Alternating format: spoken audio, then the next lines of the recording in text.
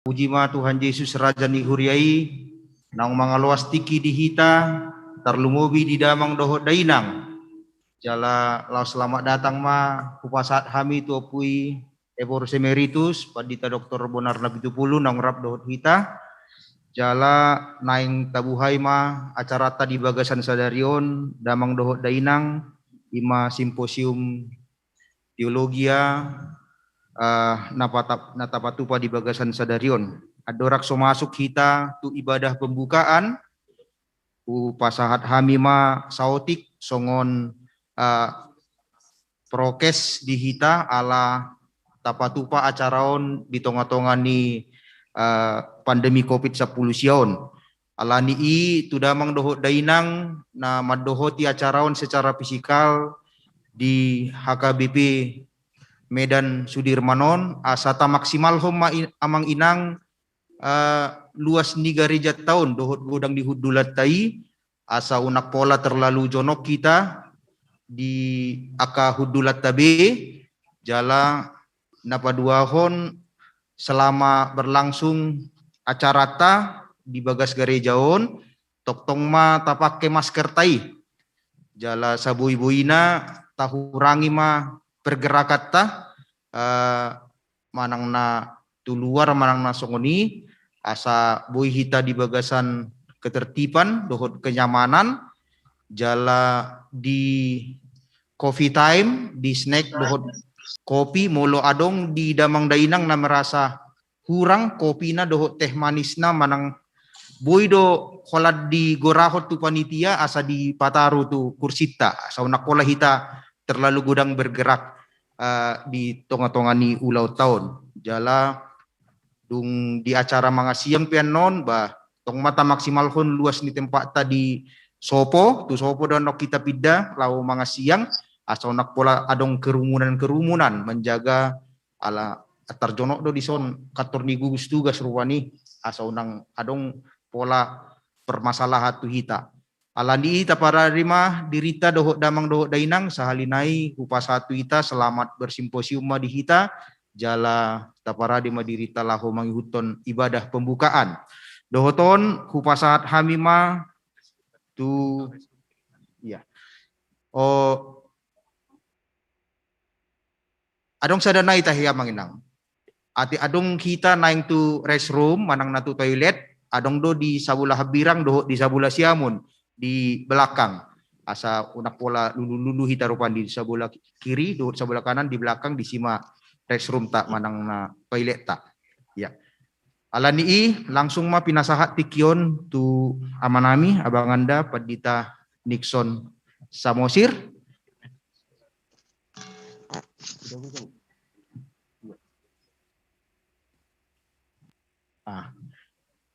iya jala marsakap do puye purus HKBP rap dohot hita di ibadah alai songon adong saotik karwa gangguan jaringan ubain na so dari do penasida di room di jumta alani i laos paimaon opui ba taparadi madirita di bagasan hahomon pinasahak matikon tu abang Padita Nixon Samosir.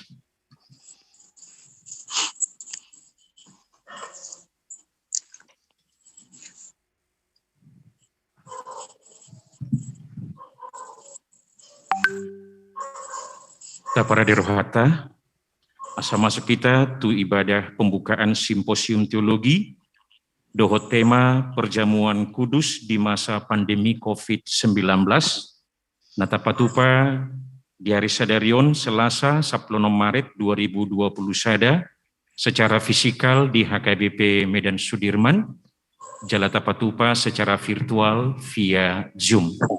Alani di hita namar pungu di tengah-tengah ni gereja secara fisikal song-song ninang akadongan na mengikuti acara virtual via Zoom tapara di rohata lahu mamuka perpunguat tadi bagasa tikion marhite namarede hita sian bukwede nomor 810 sia ayat sada tolu dohot ayat 4 di ayat tuluan non rap jongjong mahita.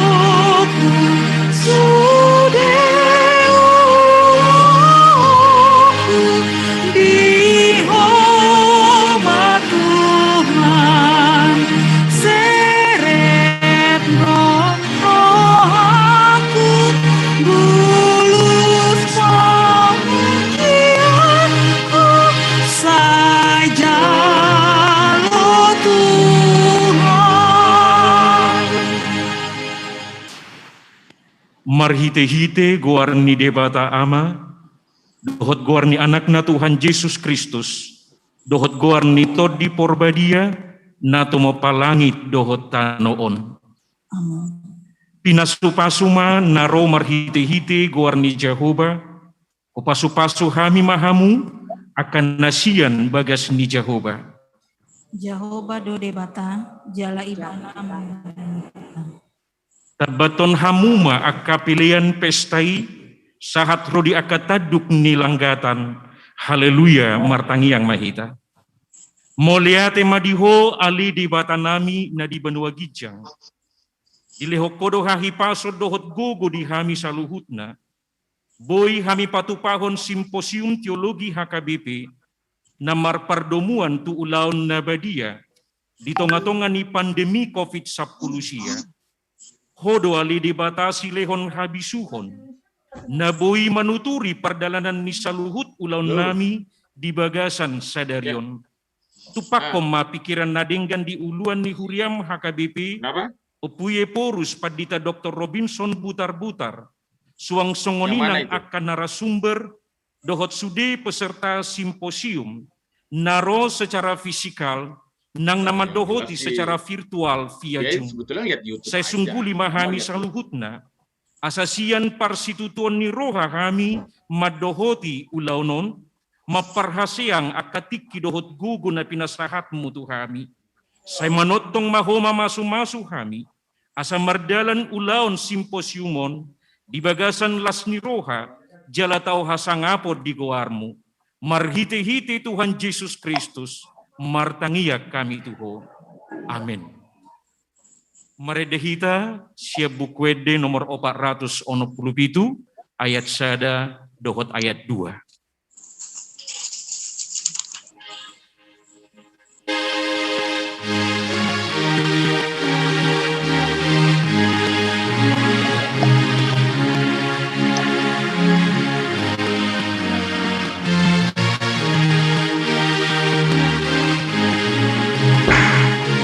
Langsung lah, dua kali boleh.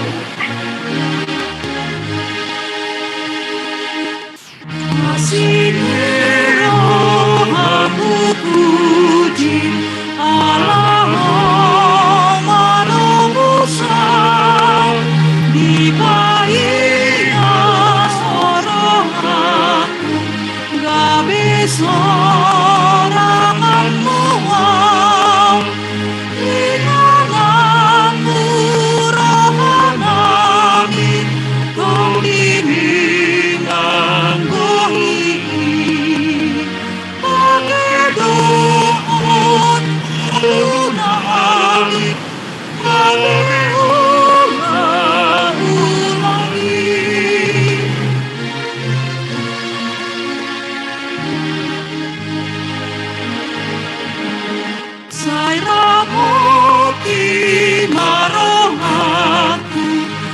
Saboy ko hanuan, say mamapasupasip ng marhite siya na inanaturahan namin kung dinipang gumigil.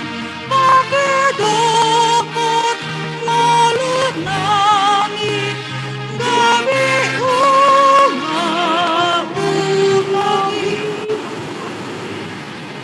Raja Hama turpuk di Manogoton, natar surat di opat Musa 20, ayat sada sahat rodi ayat 10 tolu. Dungi sahat mahalak Israel, sadok luhutani tahetu halongonan sin, di bulan si pahasada, laus mangulon mabangsoi di Kades, mate madisi ia si Miriam, laus tartanom di si. Demi orang aik mana suhruyai di baheni marlongoman mana sidaro manopot si Musa napot si. Dungi dipuka halak situan atoropi mabada tu si Musa. Akanin nama tung sotos hosanami nahinan rap dohot haangginami diadopan ni Jehovah. Buasa tum patogi-togi omuna kurian ni Jehovah tu halong mananon. Asa mate marapulongan hami disi rap dohot pabian nami. Jala buasa tung togi honom muna hami nakok sian misir. Mabuan hami tu inganan naruaon. Tutano na so tarulaon. So manang adong jupang hau ara. Manang hau anggur. Manang hau dalimu. Gari aek inumo. Dang adong jupang. Dungi lau masih musa dot siaron siana tani huriai tupitu ni udung-udung parluhutani lau semanukap nasida tutano. Dungi tarida maha muliaon ni Jehovah di nasida. Jadi Roma hatani Jehovah tu si Musa songonon. Buat matukoti jala paluhut mahuriai. Odot hahami si Aron. Dungi pakuling hamuma dolok batu di adopan ni mata nasidai. Asalehononna aek sian ibana. Ikon parwaromu do di nasida aek sian dolok batui. Asalehonomu minum huriai ro di dorbian nasidai. Dungi dibuat si Musa matukot sian adopan ni Jehovah. Songon na tinonahon na itu ibana. Dungi dipaluhut si Musa dot siaron mahuriai tujolo ni dolok batui. Jalanin nama madok nasida. Watangihon mahatakon hamu ale pangguturi. Tagamudo ulaning terparuar hamis sian dolok batuon aek sinu mamuna. Dungi dipatol-tol si Musa matangan na jala dilobuti dolok batui. Dohot tukot na pola 2 hari. Jadi ruar ma aek macai godang. Gade minube huriai rodi dorbian nasida. Mata ni Jehovah tu si Musa do tu si Aron. Ala nasohina porsiamuna au. Pabadiau nau nian diadopan ni halak Israel. Dibaheni dang behamu manugihon huriaon. Sahat tutanon nau basa-basahon tu nasidanyan. Ima aek meriba. Ala disi di badai hala Israel Jehovah. Jala ibana pabadiaho dirina di tonga-tonga nasida. Ido sahatna. Martua dona tumangihon hatani debata. Jala nopiopsa. Amin. Mari dehita siap buku ede nomor 185 ayat sada dohot ayat 3.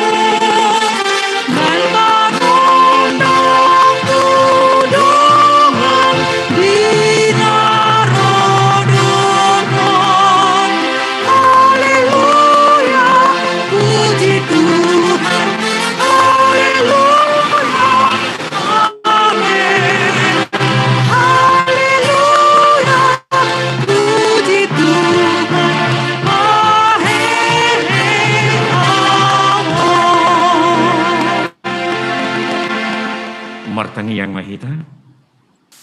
Asini roha madihamu dohot dame, sian debata amata, dohot sian Tuhan Yesus Kristus. Amin. Turpuk si jahaon apala di bagasa sadarion hobartu almanaktai, tersurat do di Pesalmen 102 ayat 3. Songonoma didok disi. Unang tung tabunihon bohim maradopon au, di ari hagogotaki, say paeleng mapinggol mutuau, hapogani mamangalusi au, di ari pajowokku. Janganlah sembunyikan wajahmu terhadap aku pada hari aku tersesak. Sendengkanlah telingamu kepadaku pada hari aku berseru, segeralah menjawab aku. Apa yang akan kita lakukan ketika kita sedang menghadapi sebuah krisis? Pandemi COVID-19 telah menciptakan ujian terberat bagi para pemimpin. Apakah dia pemimpin usaha atau bisnis? Apakah dia pemimpin gereja? Atau bahkan apakah dia pemimpin keluarga? Hal yang sama terjadi pada pemazmur dalam bacaan kita hari ini. Ketika pemazmur juga sedang berada pada sebuah krisis. Sedang berada pada sebuah kesulitan. Itulah sebabnya Mazmur 102 ini disebut sebagai doa permohonan di tengah krisis. Sang pemazmur begitu kewalahan dengan adanya kesulitan, dengan adanya kesusahan yang terjadi. Ada dua musuh terbesar yang kita hadapi pada saat krisis. Yang pertama adalah keraguan. Yang kedua adalah ketakutan. Kedua musuh ini sangat melumpuhkan. Dan untungnya pemazmur tidak memiliki keduanya, tetapi dia memiliki keyakinan.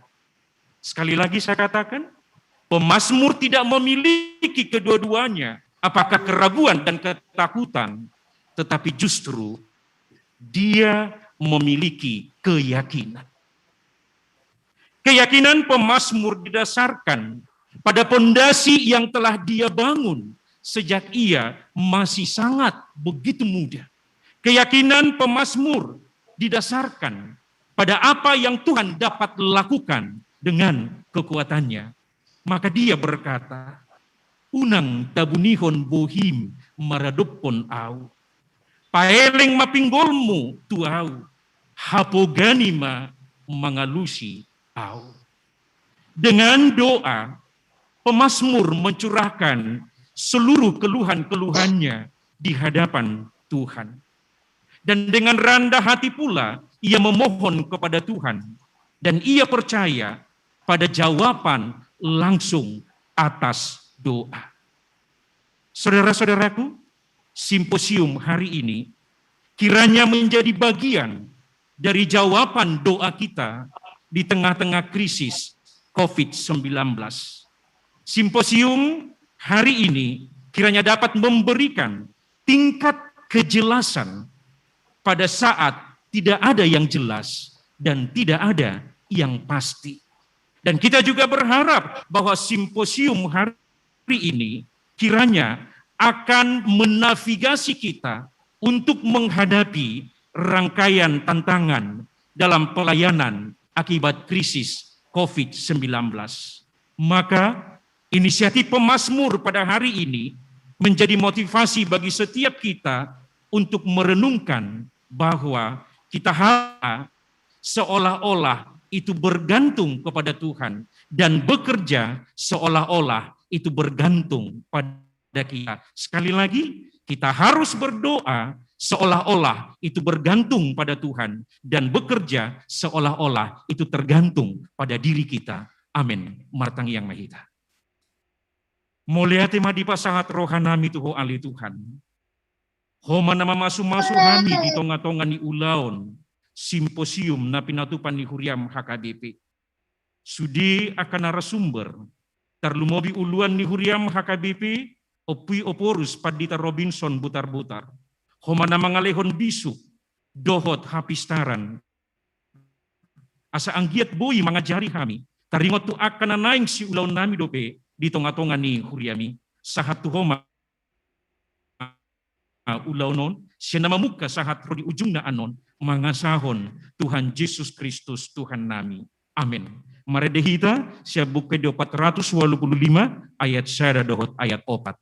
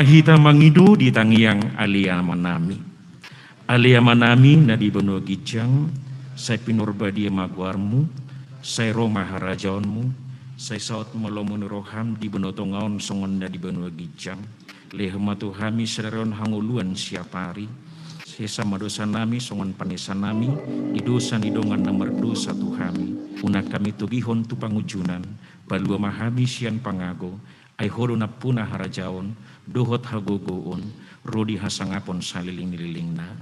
Amin. Asni rohani Tuhan Yesus Kristus. Dohot holong ni rohani debata ama. Dohot parsauran ni todi porbadiama. Nama masu hamu. Amin.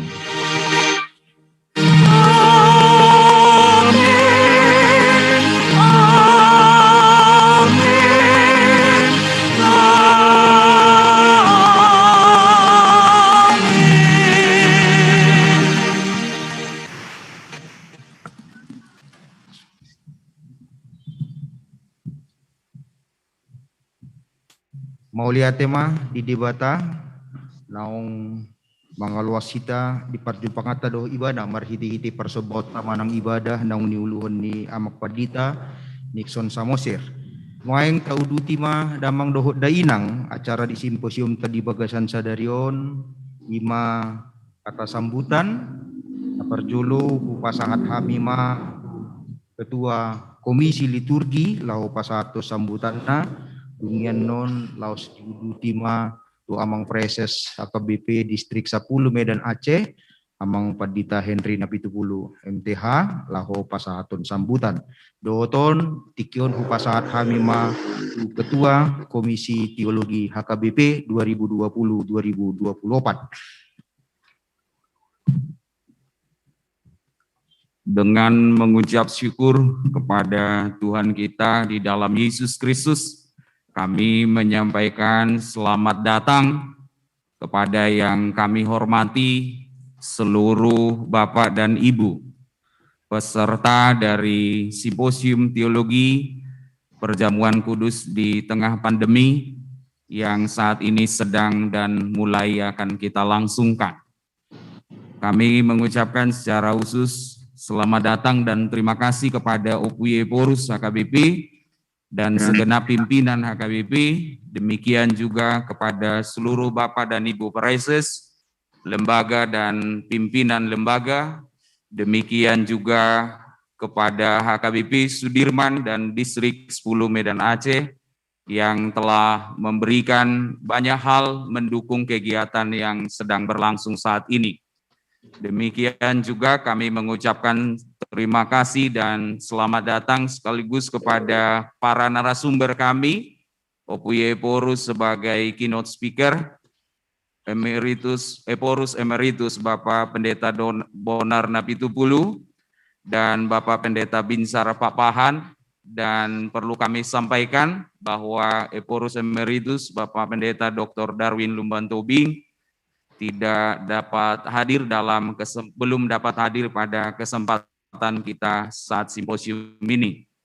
Dan demikian juga kami perlu sampaikan sebagai laporan kami dari komisi bahwa sejak dilantik pada tanggal 7 Februari 2020, inilah simposium pertama yang boleh kita selenggarakan, yang dihadiri oleh utusan dari pimpinan HKBP, demikian juga pimpinan distrik, pimpinan dan utusan lembaga, utusan tahbisan dari Guru Huria, Bibil Pro, Diakones, Sintua, dan demikian juga pendeta, utusan-utusan dari distrik, utusan dari jemaat, dan tamu-tamu yang kami undang secara khusus.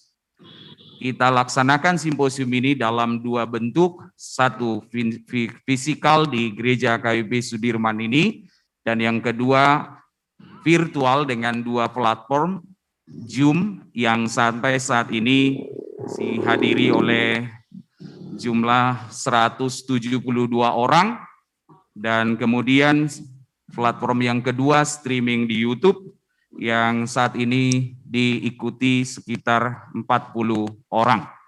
Demikian kami sampaikan, kami mengucapkan atas nama panitia juga kepada para pihak yang telah mendukung terselenggaranya kegiatan ini, kepada kantor pusat HKBP, demikian juga kepada Amang Sintua Alusdin Sinaga, Inang Dr. Duma Borus Tumorang, kepada keluarga Mang Purbanuara Sitorus Borugultom, dan kepada Inang Nyonya Sianipar, Inang Morina Borugutapea, dan kepada HKBP Sudirman yang telah menyediakan kebutuhan kita terkait pembiayaan, pendanaan dalam terselenggaranya simposium ini. Dengan hormat, dalam sambutan setelah mewakili distrik nanti dan mewakili tuan rumah sekaligus peserta, meminta kesediaan Opuye Eporus untuk membuka simposium ini secara resmi. Demikian yang boleh kami sampaikan. Kami memohon maaf atas segala keterbatasan dan kelemahan kita menyelenggarakan kegiatan ini. Kiranya kasih sayang yang daripada Tuhan kita dapat menyempurnakannya di dalam hati masing-masing. Demikian kami sampaikan. Horas. Selanjutnya kepada Mang Preses kami persilakan.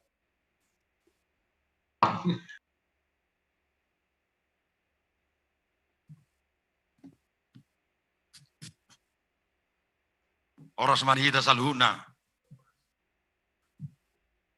Napinar sangapan Opuye Eporus HKBP Padita Dr. Robinson Butar-Butar.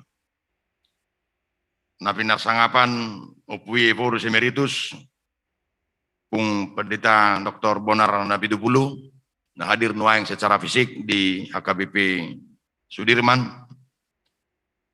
Nah persangi kami Opuye Emeritus Opung Pendeta Dr. Darwin Lumban Tobing, Amang Pendeta Dr. Binsar Pakpahan, songon narasumber di simposium teologi di Bagasan Partikenon. Sudah inanami dohot amanami perhalado dohot ruas Nihuria HKBP Sudirman.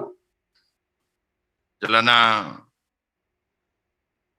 kuhormati kami na sangat luar biasa mengulau-laun Komisi Teologi dohot sudah anggota dohot sudah nang panitia simposium teologi. Inanami dohot amanami peserta simposium teologi secara fisik dohot virtual nah di Patupa di Bagasan Ari Sadarion.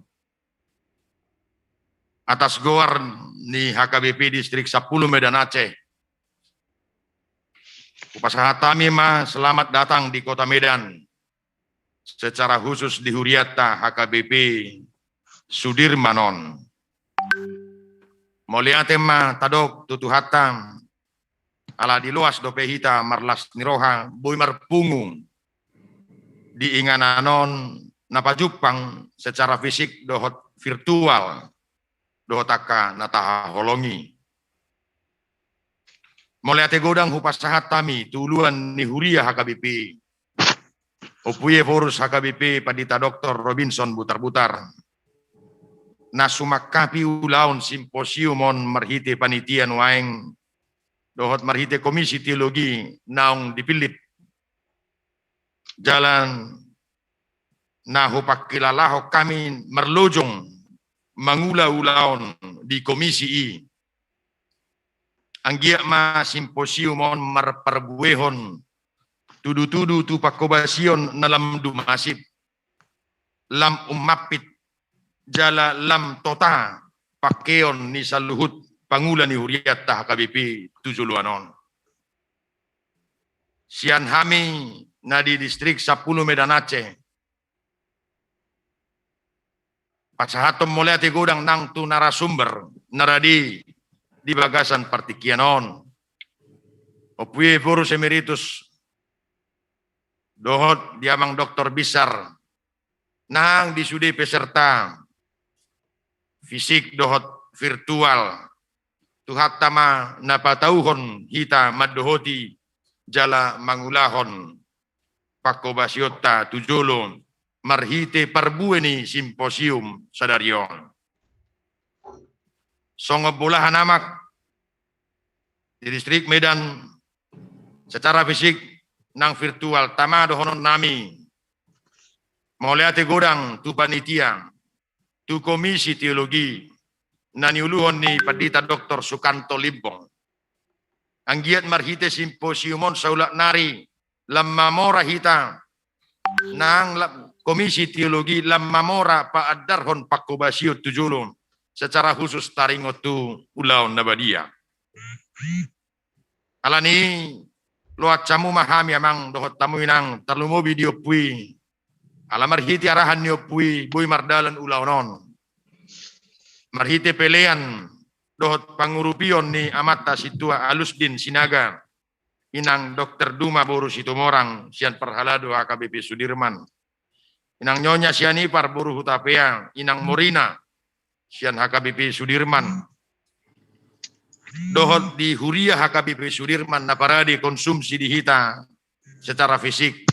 Halo? Di HKBP Sudirmanon nang dohot akadonatur nasing naso hagwarak kami suak songonimang moliate godang di pangulan agok tiki perhalado dohot ruas ni HKBP Sudirman sayang giak ma marpanupak tunarenggan saluhut peleam muna peleata diadopan ni debata marhite simposium sadarion. Nah barpudi dohonon nami mas selamat bersimposium horas madihita tuhata mamasu-masu huriana HKBP. Horas.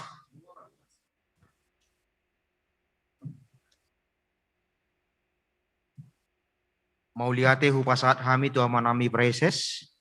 Nuaing saat mahita tikina tu pembukaan secara resmi Simposium Teologia HKBP tahun 2020 sadaon pinasahat ma tiki waktu dot kesempatan topui eporus HKBP Padita Dr. Robinson Butar-Butar laho membuka ulaonon secara resmi pinasahat ma tiki tu opo.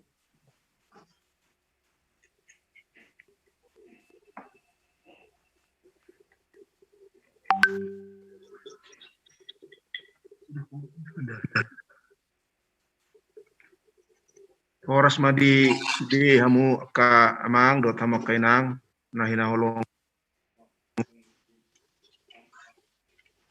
arok raku jala pos raku na bui hita manangihon si donokon sian ingana tabi jala hipas hita di ingana tabi termasuk ma di HKBP Sudirman Nuaeng di kantor pusat di kantor-kantor ni aka presesta do di sudinganan ulota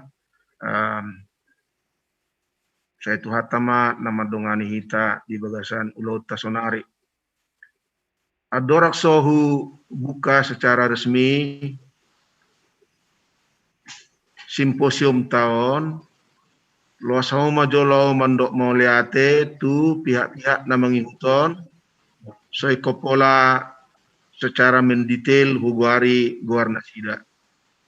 Nah perjulu mau liate di komisi teologi kita nyuluhun ni Dr. Sukanto Lipung doa kadongan nasida na marusaha sa dinggan na asa bui mardalan ulautan macarikot sadarion.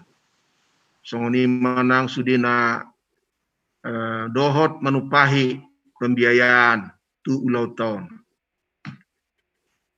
Na peduahon dohot hormat pina satu opat narasumber ta alai na rumikot na bui hadir do penuai ngima amang manang upui purus Emeritus Dr. Bonar Napitupulu, sahalak ahli perjanjian baru, alai na sangat berpengalaman di teologi do praktek ni haporseaun ni HKBP, sanga ketua Ropadita, galai purus ni huriata 2 periode, sudi hamoraun ni pengalaman nasida, totubui don non mengurupita mengalusi suku-suku namauli.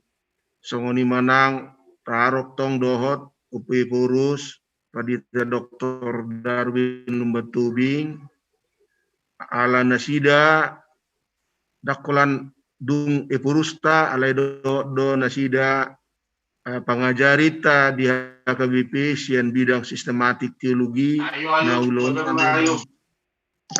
manakasi taringot tu pangajarion aporseaon manang dohman di HKBP. Alai dohok matong dison amang padita Dr. Binsar Binsar Pak Pahan dosen nasian HKBP alai mengajari di sada Sekolah Tinggi Teologi Jakarta na didukung akahurian na maragam warisan teologina tentu nasida no boitong mangaleon masukan nama cai taharikoton di bahasa tikion. Molate dotong pinasatu sudia ka presesta akasitua ni partohonan di tonga-tonga ni distrikta na mangalio tikina nuaing lahoman doti simposium tahun atik pe di bagasan bulan-bulanon tung macai rosot do ulon nasidabi. Songoni manang akadonga padita sia sudut na tumua dohot sia sudut na poso na mabuan akapakirimon dohot harap nirohan non bui manupahi pamikirion taringot tusi hataton. Las-las roaku adong tong akasitua do ruas na bui pasidohot di ulau tahun. Songoni manang aka pimpinan HKBP na memang di manugut nyarion adong biru pe ulon nasida ala sangonon nasida doan non pasidohot.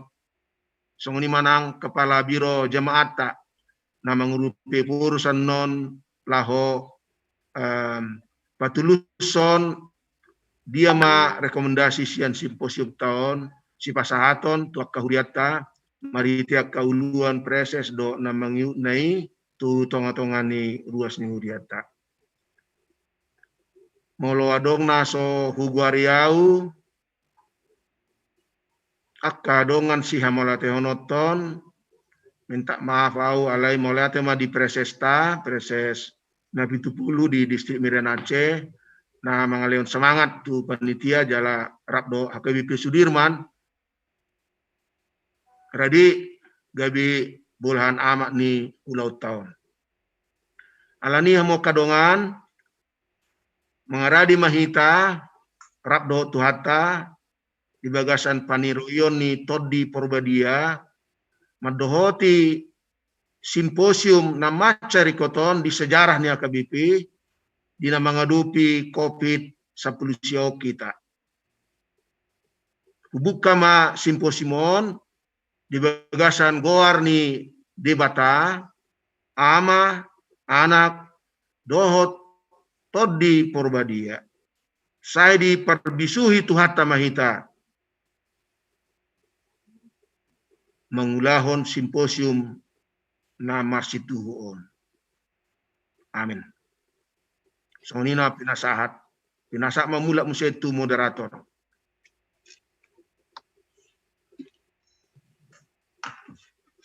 Maulia tema hupasahat hami tu epui epor SHKBP Pandita Dr. Robinson Butar-Butar nang membuka simposium teologi tahun dohot resmi sian kantor pusat HKBP di EPA Raja.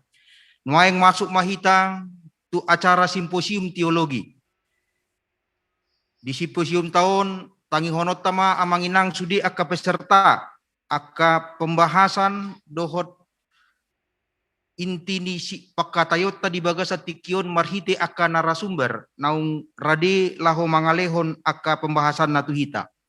Jala ditikina parjolo hupasahat hami matiki sebagai keynote speaker tu opui eporus HKBP Pandita Dr. Robinson Butar-Butar laho pasahaton sude pandangan pernyataan pertanyaan duhut sude tahe nomor pertemuan tu perjamuan kudus di masa pandemi. Alani i di bagasat tikon hupasahat hamima tuopui epor SHKBP Pandita Dr. Robinson Butar-Butar.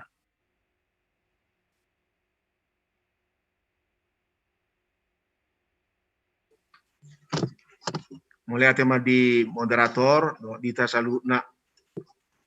Ala di partikian nama cai Moldo nuaingon di Hajol Maun terlumubi di tonga-tonga ni hita ruas ni HKBP dinggado hubonai keynote speech ni epuruson marite nama jaha sian Rom walu ayat 30 walu saat 30 sia di bagasan hati Indonesia mau pasahat tuhita si pasatokon. Sebab aku yakin bahwa baik maut maupun hidup, baik malaikat-malaikat maupun pemerintah-pemerintah, baik yang ada sekarang maupun yang akan datang, atau kuasa-kuasa, baik yang di atas maupun yang di bawah, ataupun sesuatu makhluk lain, tidak akan dapat memisahkan kita dari kasih Allah yang ada dalam Kristus Yesus Tuhan kita. Saudara-saudara sekalian, saya mulai dengan pengantar. Opui Eporus HKBP pada periode lalu, Pandita Dr. Darwin Lumban Tobing, seorang teolog sistematik kita, dalam surat pastoralnya untuk seluruh HKBP pada tanggal 3 April 2020, setelah pandemi COVID-19 merebak, menetapkan menunda pelaksanaan perjamuan kudus di tengah-tengah gereja HKBP dan menyebut akan menentukan hari di mana HKBP secara bersama-sama akan merayakan perjamuan kudus. Hampir 1 tahun berlalu, keputusan itu belum dirubah. Kondisi COVID-19, walau vaksinasi sudah mulai berjalan, belum menunjukkan perubahan signifikan. HKBP karena itu belum juga melaksanakan perjamuan kudus. Pada saat itu, tahun lalu, belum muncul kebijakan pemerintah yang meminta seluruh rakyat untuk setia menjalankan 5M, yaitu memakai masker, mencuci tangan, menjaga jarak, menghindari keramaian, dan mengurangi mobilitas dan interaksi. Pada waktu itu, vaksin untuk melawan COVID belum ditemukan, apalagi disediakan pemerintah dengan cuma-cuma. Pada waktu itu, Eporus kita mendapat masukan dari Ketua Rapat Pendeta dan Komisi Teologi. Saat itu, Komisi Teologi tidak sempat menyelenggarakan simposium untuk memberi masukan kepada Eporus. Saat ini kita mengadakannya untuk memberi masukan kepada kami sebagai Eporus HKBP untuk mengeluarkan surat pastoral beberapa hari sebelum kita memasuki perayaan Jumat Agung. 1 dari 4 ibadah di gereja kita di mana perjamuan kudus dirayakan. Pertanyaannya adalah, masihkah harus menunda? atau rayakanlah dengan prokes ketat yang pada satu sisi menyelamatkan kita dari virus COVID-19, tetapi juga pada sisi lain tidak menyebabkan biaya yang besar bagi peserta yang ingin merayakannya. Atau merayakannya hanya di rumah saja, di mana COVID-19 tidak hadir, dan juga dengan prokes ketat juga. Ketiganya perlu kita pertimbangkan dan landasan teologisnya harus jelas dan dapat kita pertanggungjawabkan. Ini harus dilakukan karena baru bulan Oktober 2021 kita akan mengadakan rapat pendeta HKBP, di mana ajaran dan tuntunan HKBP dipergumulkan dan dirumuskan. Pada rapat pendeta HKBP Oktober 2019, memang kita sudah membicarakan pelayanan di era revolusi industri yang keempat. Tapi kita belum membayangkan adanya COVID-19 yang menyebar melalui interaksi sosial badani. Kita pada waktu itu memang sudah membicarakan beraneka teologi praktis terkait internetisasi kehidupan, khususnya internetisasi pelaksanaan tugas pelayanan. Misalnya, waktu itu kita bicarakan apakah pelayan pemimpin ibadah di gereja boleh menggunakan Alkitab, buku ende, dan malah agenda elektronik. Keputusan kita adalah tidak. Tetapi warga peserta ibadah bisa-bisa saja menggunakan elektronik book. Contoh lain adalah, bisakah kita menyelenggarakan persembahan digital, memakai transfer manual, atau kini melalui QRIS? Jawab kita waktu itu begini, karena persembahan pada hari Minggu dibawa ke depan altar untuk didoakan, demikian juga seluruh persembahan pada hari biasa sebelum hari Minggu, maka sebaiknya jangan dulu pakai persembahan transfer. Karena ia tidak dibawa ke altar, malah bisa menyebabkan umat tidak beribadah ke gereja, dan lain-lain. Lalu, pandemi COVID-19 datang. Kita pun menyesuaikan diri.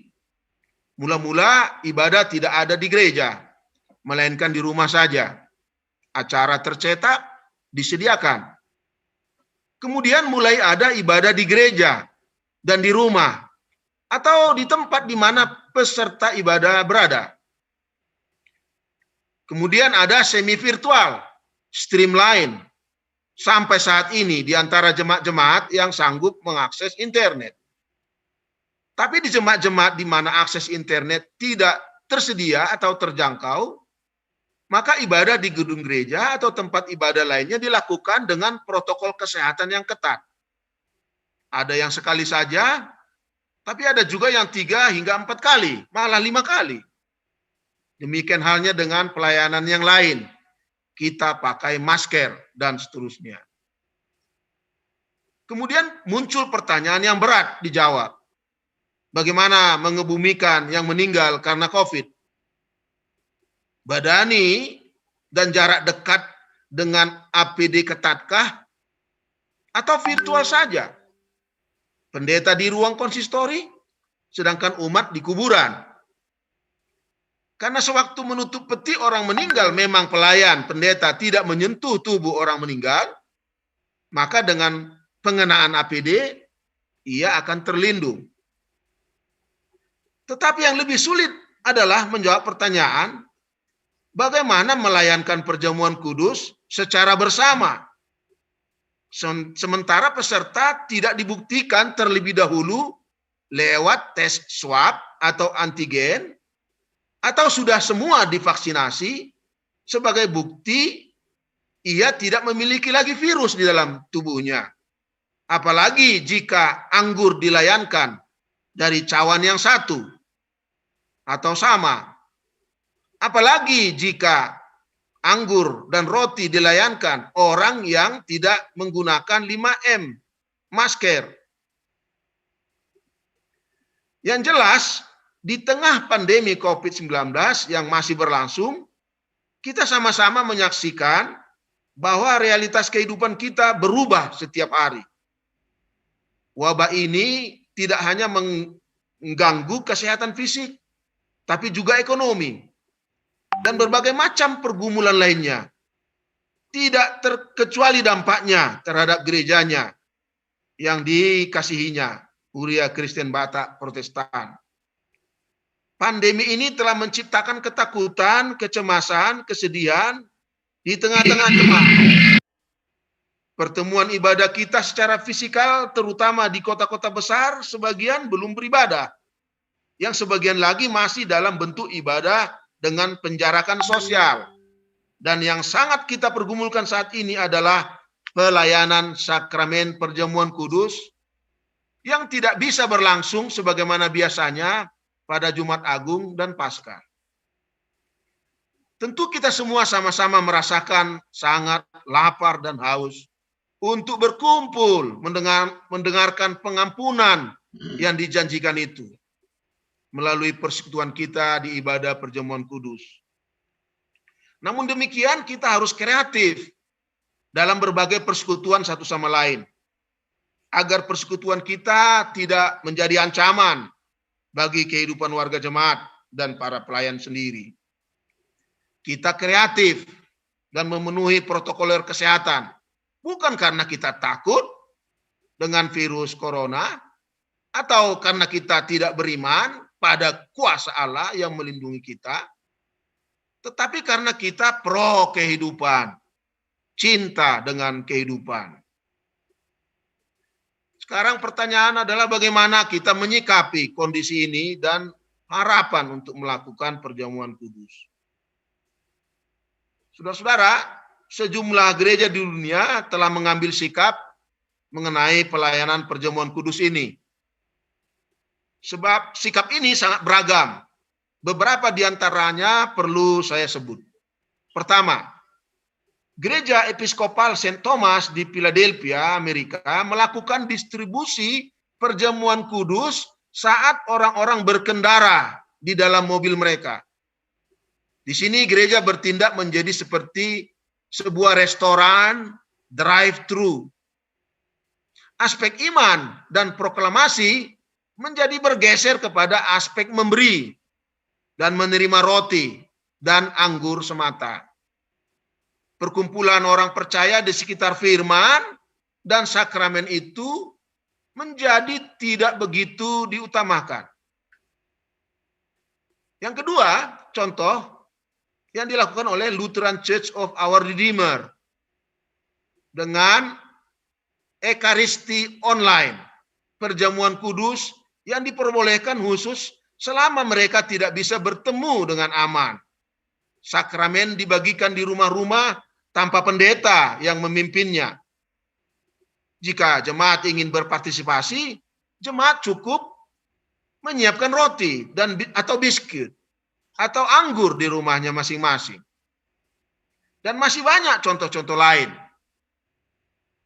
Sebelum Eporus kita, Pendeta Dr. Darwin Lumban Tobing mengirimkan surat pastoralnya tentang hal ini, kami telah mengirimkan bahan menjadi pertimbangan beliau, di mana aneka jalur pikir dan argumen teologisnya dicantumkan.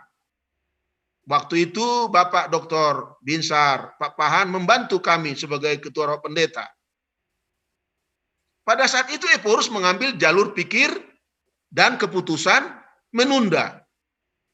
Berikut 5 alternatif yang ditawarkan pada waktu itu. Yang pertama, menunda pelaksanaan perjamuan kudus sampai pandemi COVID-19 berakhir. Gereja menyiapkan ibadah pasion untuk dilaksanakan di keluarga tanpa ritus perjamuan kudus.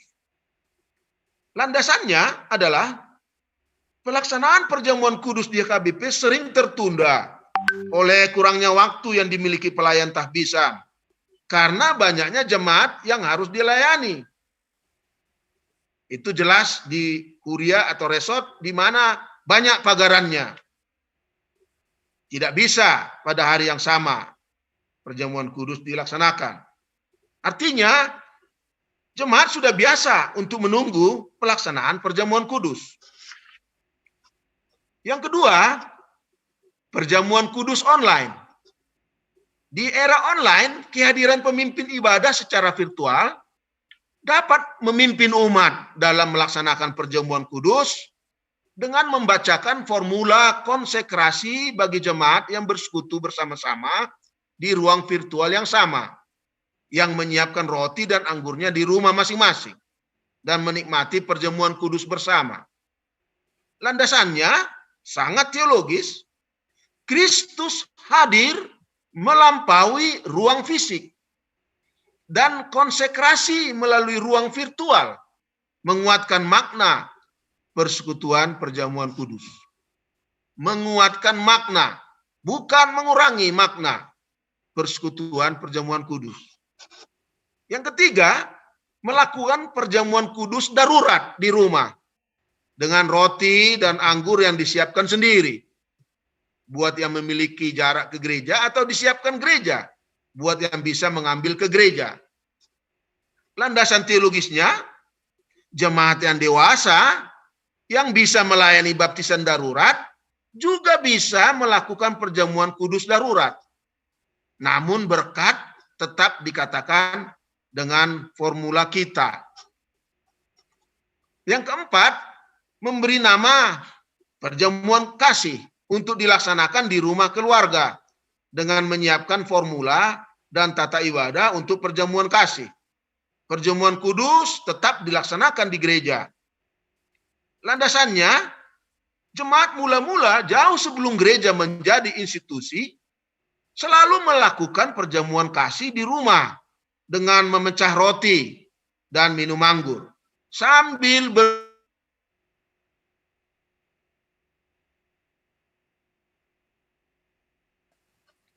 dan yang terakhir, yang kelima, perjamuan kudus secara spiritual. Bagi gereja yang memahami bahwa Kristus hadir dalam roti dan anggur setelah roti dimakan dan anggur diminum, momen misteri kehadiran terjadi setelah konsekrasi. Landasannya, dalam era persekusi di mana umat tidak bisa bersekutu, praktek perjamuan kudus secara spiritual menjadi pilihan. Saint Thomas Aquinas misalnya menyatakan bahwa perjamuan kudus secara spiritual adalah keinginan kuat untuk menerima Kristus dalam perjamuan kudus dan sebuah cinta yang merangkul kita seolah kita sendiri telah menerimanya. Sekali lagi, seolah kita sendiri telah menerimanya. Dalam tradisi Lutheran dan Katolik, perjamuan kudus secara spiritual berarti iman seseorang menerima tubuh dan darah Kristus meski tanpa kehadiran roti dan anggur dalam iman. Dalam praktek ini, kasih Allah memenuhi kerinduan yang sangat besar akan perjamuan kudus melampaui syarat kehadiran fisik. Momen ini dapat disiapkan dalam liturgi dengan konsekrasi yang disediakan oleh gereja, seperti Saint Agustinus katakan, percayalah dan engkau sudah menerimanya. Pilihan ini bisa mengisi kerinduan umat sampai perjamuan kudus secara fisik sudah dimungkinkan kembali. Nah, saudara-saudara sekalian, sebagai Eporus HKBP, saya perlu menggarisbawahi bahwa HKBP adalah gereja yang mandiri, juga dalam teologi dan praksis liturginya. Ikon takas situtudo, hadirion ni HKBP naung menjunjung baringinna, nang dina mengalusi suku-suku tai. Tidak meniru, apalagi bergantung kepada apa yang sudah dilakukan oleh gereja-gereja di dunia, meski kita dapat menjadikan mereka sebagai bahan perbandingan dalam mengambil langkah ke depan. Sikap teologis kita tentunya tidak asal berbeda juga melainkan harus didasarkan pada pergumulan dan dasar teologis yang mengikuti kajian-kajian yang lolos pemeriksaan objektif, yang akademis, tetapi juga yang menyadari realitas dan kebutuhan hidup manusia. Memenuhi kaidah-kaidah berteologi yang tepat, yang dapat kita pertanggungjawabkan. Karena itu, izinkan saya menyampaikan beberapa pemikiran berikut untuk melihat kemungkinan bagi kita dalam pengambilan sikap. Pertama, di banyak waktu dalam sejarah, ada kalanya gereja tidak dapat melakukan perjamuan kudus bersama-sama. Misalnya dalam masa-masa penganiayaan, masa perang, masa kelaparan, masa wabah. Maka sebagai bagian dari penata layanan, perjamuan kudus bisa menunggu. Kita tidak perlu merasa cemas secara berlebihan, karena ini demi kebaikan bersama. Masa menunggu, jika digumuli secara benar-benar, justru akan sangat meningkatkan kerinduan kita kelak untuk berkumpul kembali sebagai komunitas dan merayakan perjamuan kudus itu. Inilah yang diambil oleh Eporus kita tahun lalu. Menunggu. Menunggu bukan membuat iman kita menjadi lemah, malah semakin hidup, semakin dikuatkan. Yang kedua, dunia COVID-19 mengundang kita kepada sesuatu yang berbeda untuk memasuki ruang keterbatasan manusiawi kita. Sesuatu yang dalam artian tertentu melampaui persoalan roti dan anggur. Tuhan tidak mengutuk orang percaya atau berbagai ketidakmungkinan kita di tengah pandemi. Ia memahaminya. Ia mendampingi kita melaluinya. Di saat yang sama, Tuhan memuji disiplin diri dan pengekangan diri demi keselamatan tetangga kita, saudara, dan seluas-luasnya kehidupan di sekeliling kita. Ketika semuanya benar-benar dilucuti, kita hanya bisa mengandalkan Tuhan melalui iman. Kita kembali ke definisi yang paling tua dari kehidupan menggereja, yaitu hanya dengan iman. Sola fide. Yang ketiga, perjamuan kudus itu sendiri adalah juga proklamasi Injil. Mengingat bahwa Kristus memerintahkan itu untuk mengingat aku, seperti yang Rasul Paulus tuliskan dalam 1 Korintus. Memberitakan kematian Tuhan. Jadi kita tidak boleh terjebak pada menjadikan perjamuan kudus sebagai semacam sihir spiritual yang terpisah dari firman. Dan sekaligus perjamuan kudus jangan sampai terjebak pada kepuasan spiritual yang instan. Lalu kita bertanya, dapatkah Tuhan mengerjakan persekutuan dengan cara lain? Tentu bisa. Berkhotbah, mengajar, pertangyangan, dan cara-cara baru untuk saling bertolong-tolongan. Tuhan bekerja dengan banyak cara di dalam rangkaian sejarah. Kita bukan mengabaikan apa yang ditawarkan oleh dunia digital.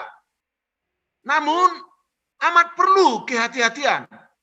Karena tidak semua sarana atau media dapat sesuai dengan aspek liturgi, apalagi sakramen.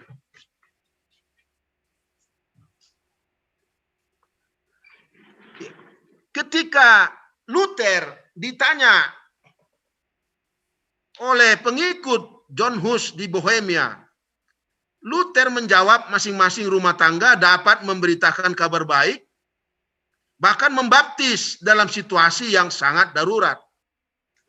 Tetapi berbeda halnya dengan perjamuan kudus.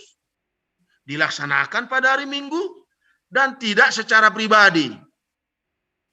Dia tidak berpikir bahwa perjamuan kudus dirayakan tanpa seorang pendeta yang tertahbis dengan benar. Tentu teman-teman, saudara-saudara, teman-teman pendeta, dan warga sekalian maupun si tua, kita sadar bahwa hal itu dirumuskan dan kita warisi pada saat kondisi normal. Tidak ada wabah. Seandainya ada wabah, apakah Martin Luther dan kita masih mengharuskannya, yaitu bahwa harus pendeta yang melayankannya? Sekali lagi, seandainya sewaktu merumus ada wabah, apakah Martin Luther dan kita yang mewarisinya masih mengharuskan bahwa perjamuan kudus harus dilaksanakan oleh pendeta? Jika jawab kita tidak harus, apa dasar teologisnya? Dapatkah ajaran imamat orang percaya yang juga Luther ajarkan dan kita ikuti, kita pertimbangkan sebagai landasan teologisnya? 4 hal berikut setidaknya dapat menjadi pertimbangan bagi simposium ini dalam memikirkan langkah yang perlu diambil ke depan. Pertama, menurut Konfesi HKBP 96, pasal 7 dan 8, selain perjamuan kudus sebagai tanda gereja yang benar, perjamuan kudus yang dipahami oleh HKBP adalah juga sebagai perjamuan sukacita yang memberi pengampunan dosa dan tanda penerimaan kasih karunia Kristus yang membawa kehidupan dan kebahagiaan. Perjamuan kudus ternyata memiliki makna dan pengertian yang amat penting serta amat mendasar dalam teologi dan kehidupan bergereja HKBP. Ini harus kita camkan baik-baik. Yang kedua, pokok penekanan utama Ulaun Nabadia dalam agenda kita adalah pada pengakuan dosa. Sampai pada kalimat absolusi dosa. Yakinlah dosamu telah diampuni. Dan itu diungkapkan oleh pendeta. Kita ketahui bahwa absolusi seperti ini tidak dijumpai dalam liturgi kebaktian Minggu HKBP. Ini sudah jelas kita ketahui. Ini hanya dalam perjamuan kudus HKBP. Tentang pengampunan dosa itu. Yang begitu memperkuat kesan bahwa dipahami perayaan inilah yang menyediakan sarana pengampunan dalam ibadah. Sekali lagi, perayaan inilah yang menyediakan sarana pengampunan dalam ibadah. Maka oleh pengakuan iman 1996 ditambahkan, dengan ini kita menganjurkan supaya kita lebih sering ikut serta dalam perjamuan kudus. Artinya, alih-alih menunda, justru semua orang didorong untuk berpartisipasi sesering mungkin dalam perjamuan kudus. Dengan hanya satu pengecualian, yaitu mereka yang sedang menjalani disiplin gereja, RPP. Kedua argumen itu menekankan pentingnya kita melakukan. Do not delay. Do it more often as you can. Unang tunda ulama sa boy-boyna sesering mungkin. Oma duai argumen akin. Ketiga, institusi penetapan perjamuan kudus yang menyebut atong romahamu nungarade sude. Ida jala daihamuma dengan bahasa ni debata. Jalo hamumaon jala pangan ma dagi kudoi. Dan dilanjutkan dengan jalo hamumaon jala inum hamu siani. Artinya proses perjamuan dalam liturgi HKBP adalah personal tapi juga komunal. Sekelompok orang akan maju bersama ke meja perjamuan untuk menerima roti dan anggur. Hanya pendeta yang akan membagikan roti dan anggur kepada umat yang datang ke depan altar. Hal yang positif adalah bahwa mereka akan makan dan minum sebagai sebuah persekutuan dan tetap merasakan sapaan dan berkat Allah secara pribadi. Keempat, baptisan darurat yang terlaksana dianggap sah dan tidak perlu diulangi bagi kita. Bahkan jika sang anak lepas dari masa darurat dan menjadi sehat, dia hanya dibawa ke gereja untuk diberkati. Tidak ada baptisan dan tidak boleh baptisan ulang. Meski secara spesifik, Konfesi HKBP 196 menyatakan bahwa sakramen adalah tugas pendeta, baptisan darurat itu dilakukan oleh orang yang sudah mengaku percaya. Bagaimana dengan perjamuan kudus di tengah darurat pandemi ini? Mungkinkah pergumulan kita terhadap kedaruratan akibat pandemi ini mendorong kita untuk memikirkan bagaimana kita merayakan perjamuan kudus secara khusus, sekali lagi, secara khusus di masa pandemi ini. Dan bila terjadi masa seperti ini di kemudian hari, bagaimana? Jawabannya, itu memang kita ikuti untuk baptisan.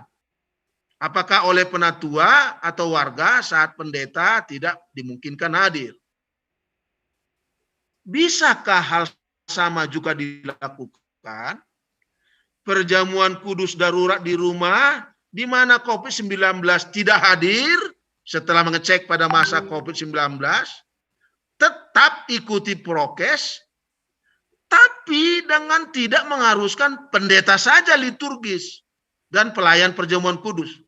Sehingga pada masa wabah seperti COVID, perjamuan kudus dapat dirayakan di rumah dan dipimpin oleh imam di sana, bukan mewakili pendeta. Sehingga ia mengatakan, saya berkata bahwa dosamu sudah diampuni. Melainkan tetap berkata, kita meyakini dosa kita sudah diampuni.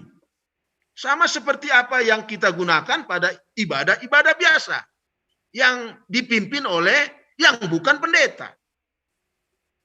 Tapi jika dirayakan dalam satu persekutuan yang lebih besar, keselamatan kita dari COVID harus lebih diutamakan.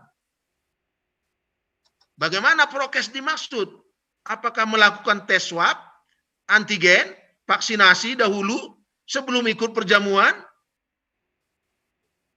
Bang Habib saya pindah, Paru Arhoni. Tak sudah boidah, Patupai. Apakah ketiganya terlalu kompleks? Syarat-syarat tadi terlalu kompleks, terlalu mahal, sehingga kita sebaiknya menunda saja lagi hingga semua sudah divaksinasi pada tahun 2022 atau 2023 akhir. Tapi coba terlalu lama menunggu sampai 2023. Jika tidak, apa landasan teologis yang harus diungkapkan mendasarinya? Sejauh ini saya pikir permasalahannya sudah diungkapkan, pilihan-pilihan sudah diargumentasikan, landasan teologis sudah diungkapkan. Karena itu saudara-saudara, simposium ini perlu menjadi wadah untuk mencari jawab.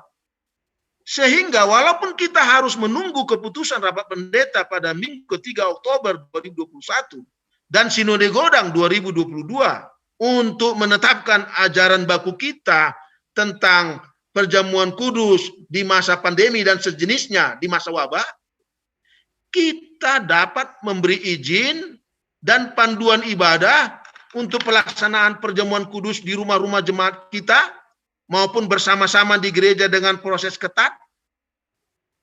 Apakah kita memiliki keteguhan hati untuk melakukan keduanya, yaitu bersama di gereja dan juga di rumah? Yang satu saja, bukan yang lain, atau tidak?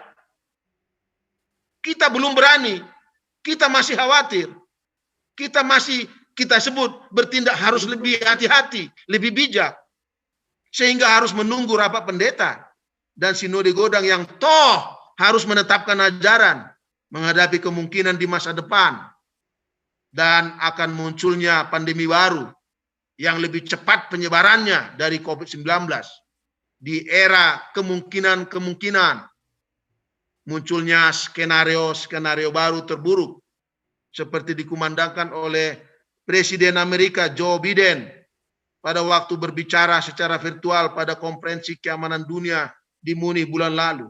Dia bilang, setelah COVID-19 masih ada kemungkinan pandemi yang lebih berbahaya.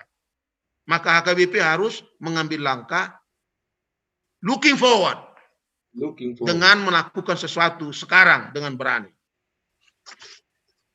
Dan keempat, terakhir, frekuensi perjamuan kudus tidak ditetapkan dalam perjanjian baru. Maka frekuensi perjamuan kudus yang kita lakukan dalam tradisi kita selama ini tidak boleh dianggap menjadi satu-satunya cara dalam merayakan perjamuan kudus. Keinginan yang baik pada waktu tertentu harus menunggu. Keinginan yang baik harus dilakukan benar-benar secara baik. Salah satu rujukan kebaikan teknis dalam pandemi COVID-19 adalah dengan menerapkan protokol kesehatan yang betul-betul ketat. Kiranya simposium ini dapat merekomendasikan kepada Ketua Rawat Pendeta HKBP dan untuk kemudian diteruskan kepada seluruh HKBP oleh kami sebagai pengurus HKBP. Kita terpisah secara jarak, tetapi bersatu di dalam Kristus. Dan saya yakin sepenuh-penuhnya bahwa Roh Kudus menemani kita untuk memberi jawab yang sesuai dengan tuntunannya. Songonima senau, horasma di Tasaluna.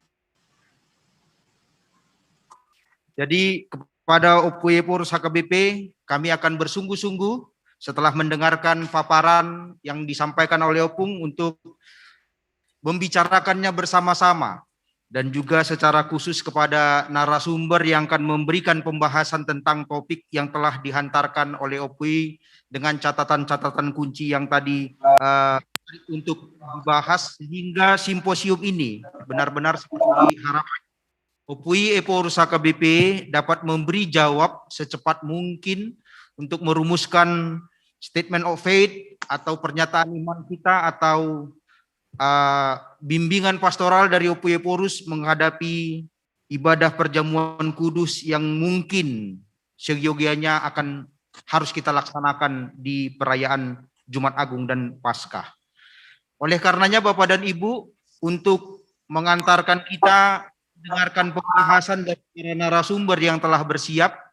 Sekali lagi kami mohon maaf dari undangan kita narasumber seharusnya ada 3 yang akan memberikan pembahasan, yaitu Opwe Pengurus Emeritus Pendeta Dr. Bonar Nabitupulu, Opwe Pengurus Emeritus Pendeta Dr. Darwin Lumban Tobing, dan Pendeta Dr. Binsar Jonathan Pakpahan. Tetapi Opwe Pengurus Emeritus Pendeta Dr. Darwin Lumban Tobing tidak bisa hadir bersama-sama dengan kita pada kesempatan simposium ini, sehingga saya tidak tahu apakah itu kabar baik atau kabar buruk bagi kita, sehingga kita lebih banyak ruang. Kalau menurut saya sih itu kabar baik, sehingga kita lebih banyak ruang untuk berdiskusi nanti. Bahkan Opwe Pengurus Emeritus Bonar Nabitupulu juga boleh lebih panjang memberikan pencerahan kepada kita semua nanti, karena Pengurus Dr. Darwin tidak bisa hadir bersama-sama dengan kita. Tetapi sebelum kita sampai kepada para pembahas, saya akan memberikan kesempatan kepada Ketua Komisi Teologia untuk memaparkan kepada kita dokumen-dokumen yang sudah dimiliki oleh Komisi Teologia tentang perjamuan kudus dari periode-periode sebelumnya, lalu arah dari simposium ini, sekaligus juga harapan-harapan yang dapat kita dapatkan dari simposium ini. Oleh karenanya, Bapak dan Ibu, mari sambut Ketua Komisi Teologi HKBP 2020-2024, Pendeta Dr. Sukanto Limbong dengan tepuk tangan. Kepada Bapak Ibu dan pimpinan, seluruh peserta dan pembicara, sebelum kita masuk kepada pembahas utama, Bapak Pendeta Dr. Binsar Papahan dan kemudian pembahas utama yang kedua, Bapak Opui Eporus Emeritus, Bapak Pendeta Dr. Bonar Nabitupulu, kami dari Komisi Teologi, walau seperti yang kami sampaikan baru bekerja efektif mulai 7 Februari, tetapi kami akan melaporkan kepada simposium ini hasil pergumulan teologis yang selama ini sudah digumuli oleh komisi sejak pandemi COVID-19. Pertama, Komisi Teologi HKBP telah mempergumulkan secara teologis apa yang sedang terjadi di tengah pandemi COVID-19 ini terkait dengan perjamuan kudus. Pada bulan Maret 2020, KRP HKBP Pendeta Dr. Robinson Butar-Butar telah memberikan pandangan awal kepada Komisi Teologi dan setelah melalui beberapa diskusi dan percakapan, hasilnya diserahkan kepada seluruh preses HKBP di tahun 2020 yang lampau. Kedua, Eporus HKBP Pendeta Dr. Darwin Lumban Tobing telah menerbitkan surat penggembalaan nomor 353 2020 tanggal 3 April yang berkaitan dengan penundaan perjamuan kudus di poin yang keempat demikian. Sakramen Ulaun Nabadia nong somal tapatupa di parningotan Jumat Agung manang di pesta Paskah mas sohot majoloi. Alai buhulotado sadatiki di hari Minggu patupa sakramen Ulaun Nabadia di Sadok HKBP dung jolosalpu Said virus corona kuhut dalan madok mauliate tu debata nama natotong marmudu-mudu hita. Komisi Teologi terus mempergumulkan topik ini setelah hampir 1 tahun perjamuan kudus ini ditunda. Pertama, belum ada konsensus para ahli tentang kepastian kapan wabah pandemi COVID-19 ini akan berakhir. Sejumlah pendekatan ilmiah terhadap pandemi ini lebih melihat kemungkinan wabah ini akan menjadi endemik ketimbang berakhir. Maka keputusan untuk menunda sampai pandemi ini berakhir perlu dipergumulkan kembali, apakah diteruskan demikian atau perlu ditinjau kembali dengan mempertimbangkan kondisi terkini. Kedua, pemberian vaksinasi yang diselenggarakan oleh pemerintah masih dalam tahap proses dan hingga saat ini belum secara merata dapat diberikan kepada seluruh masyarakat, termasuk warga jemaat HKBP. Di samping itu, vaksinasi tersebut belum serta-merta dapat dipakai sebagai rujukan akhir untuk dapat mengembalikan perjamuan secara fisik sebagaimana diharapkan dalam pelaksanaan perjamuan kudus masa sebelum pandemi. Ketiga, utamanya di kalangan jemaat, kerinduan untuk menerima perjamuan kudus selalu ada. Bahkan beberapa jemaat di era ini secara tidak dibenarkan cenderung lebih memilih mengikuti layanan perjamuan kudus yang diselenggarakan oleh denominasi lain dalam rangka memenuhi kebutuhannya akan perjamuan kudus. Di samping banyak hal lain yang menjadi alasan mengapa simposium ini diperlukan dalam rangka mencari dan menemukan langkah apa yang dapat dilakukan dalam waktu ke depan terkait perjamuan kudus di HKBP untuk kemudian dapat diajukan kepada pimpinan HKBP sesuai dengan mekanisme yang berlaku di HKBP sebagaimana telah dijelaskan oleh Puye Porus sebagai keynote speaker dalam acara simposium ini.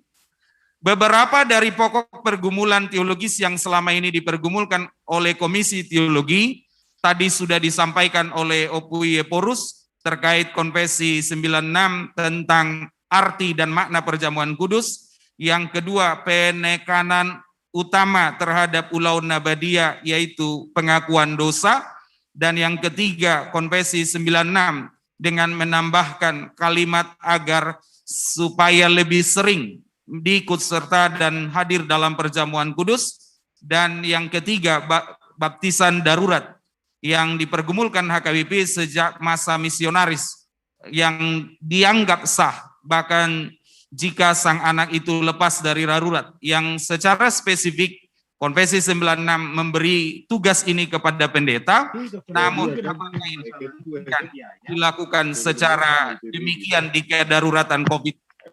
Yang keempat, yang tadi belum disampaikan, agenda HKBP dalam tangiang mangopoi gereja di dok songonon, sai paradema parpadanan nabadiai di langgatanon, parhitian ni sileo-leho munda godangi di hami, yang memberi petunjuk yang amat kuat bahwa perjamuan kudus sebaiknya dan seharusnya dilakukan di tengah gereja, terkecuali bagi mereka yang sakit. Yang kelima, poda tohonan padita di dalam agenda HKBP yang berbunyi, asarado tamuna maulaun nabadia songon parhobas di bagas sendiri batama hamu mangulaosa takasma pamanat hamu asaholan akana tau akana tumadda dosana nama ngarsakon paenanna. Ini perlu memastikan perjamuan kudus itu benar-benar dilakukan pada jemaat yang disebut oleh kategori di atas. Yang keenam, agenda HKBP dalam pajak konon mulak asa martohap hamu muse di Tuhan Yesus rodi ulaun nabadia, yang memberi penekanan secara khusus tentang perlunya pelaksanaan perjamuan kudus sebagai tanda tanda tuhala naung jinakon mulak. Di samping beberapa pergumulan lainnya yang juga sudah disampaikan oleh Opui Porus yang berkembang di tengah-tengah jemaat yang tidak dapat kami uraikan satu persatu. Maka arah dan tujuan simposium ini kiranya jika memungkinkan secara virtual, apa justifikasi teologis untuk melaksanakannya? Kedua, jika perjamuan kudus dilakukan seperti yang lazim dilaksanakan sebelum pandemi, apa yang harus dilakukan untuk memastikan perjamuan kudus ini tidak menjadi media penyebaran COVID-19? Dan yang ketiga, jika perjamuan kudus tidak dilakukan sama sekali, apa justifikasi teologisnya? Demikian pengantar ini kami sampaikan, dan oleh sebab itu kami undang Bapak Pendeta Dr. Binsar J. Papahan, dosen di Sekolah Tinggi Filsafat Teologi Jakarta, untuk menyampaikan, memaparkan kepada simposium kita mengenai perjamuan kudus di masa pandemi COVID-19 ini. Waktu dan tempat kami berikan sejauh sekitar 30 sampai 30 menit. Dipersilahkan.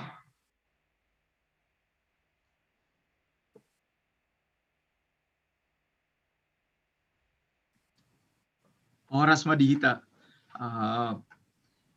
Ina Amang terima kasih. Horas Sangapan Opui Porus, Pendeta Dr. Robinson Butar, na pinar sangapan jajaran pemimpin HKBP, baik yang hadir di gedung maupun yang hadir secara online, Amang Inang Preses, khususnya tulang saya, Preses Medan, karena tulang jadi harus spesial disebut, dan tadi saya lihat ada juga Amang Preses kami dari DKI, Pendeta Bernard Manik.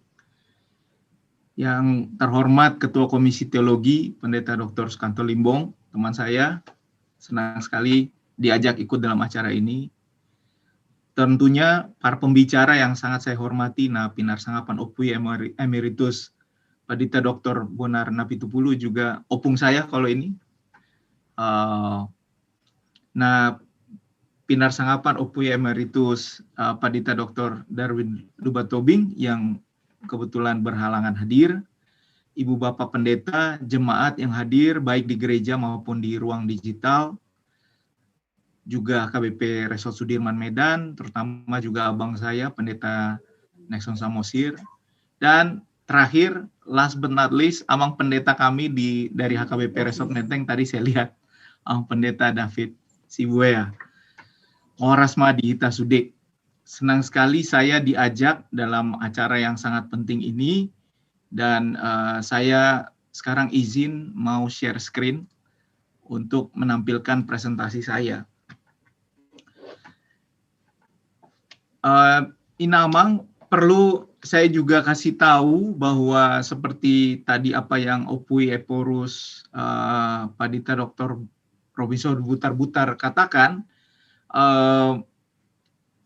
saya berasal dari kampus yang ekumenis, kebetulan juga ikut serta dalam berbagai peristiwa pembuatan dokumen-dokumen teologis di PGI sebagai Komisi Teologi PGI, dan tahun lalu ketika PGI mengeluarkan dokumen panduan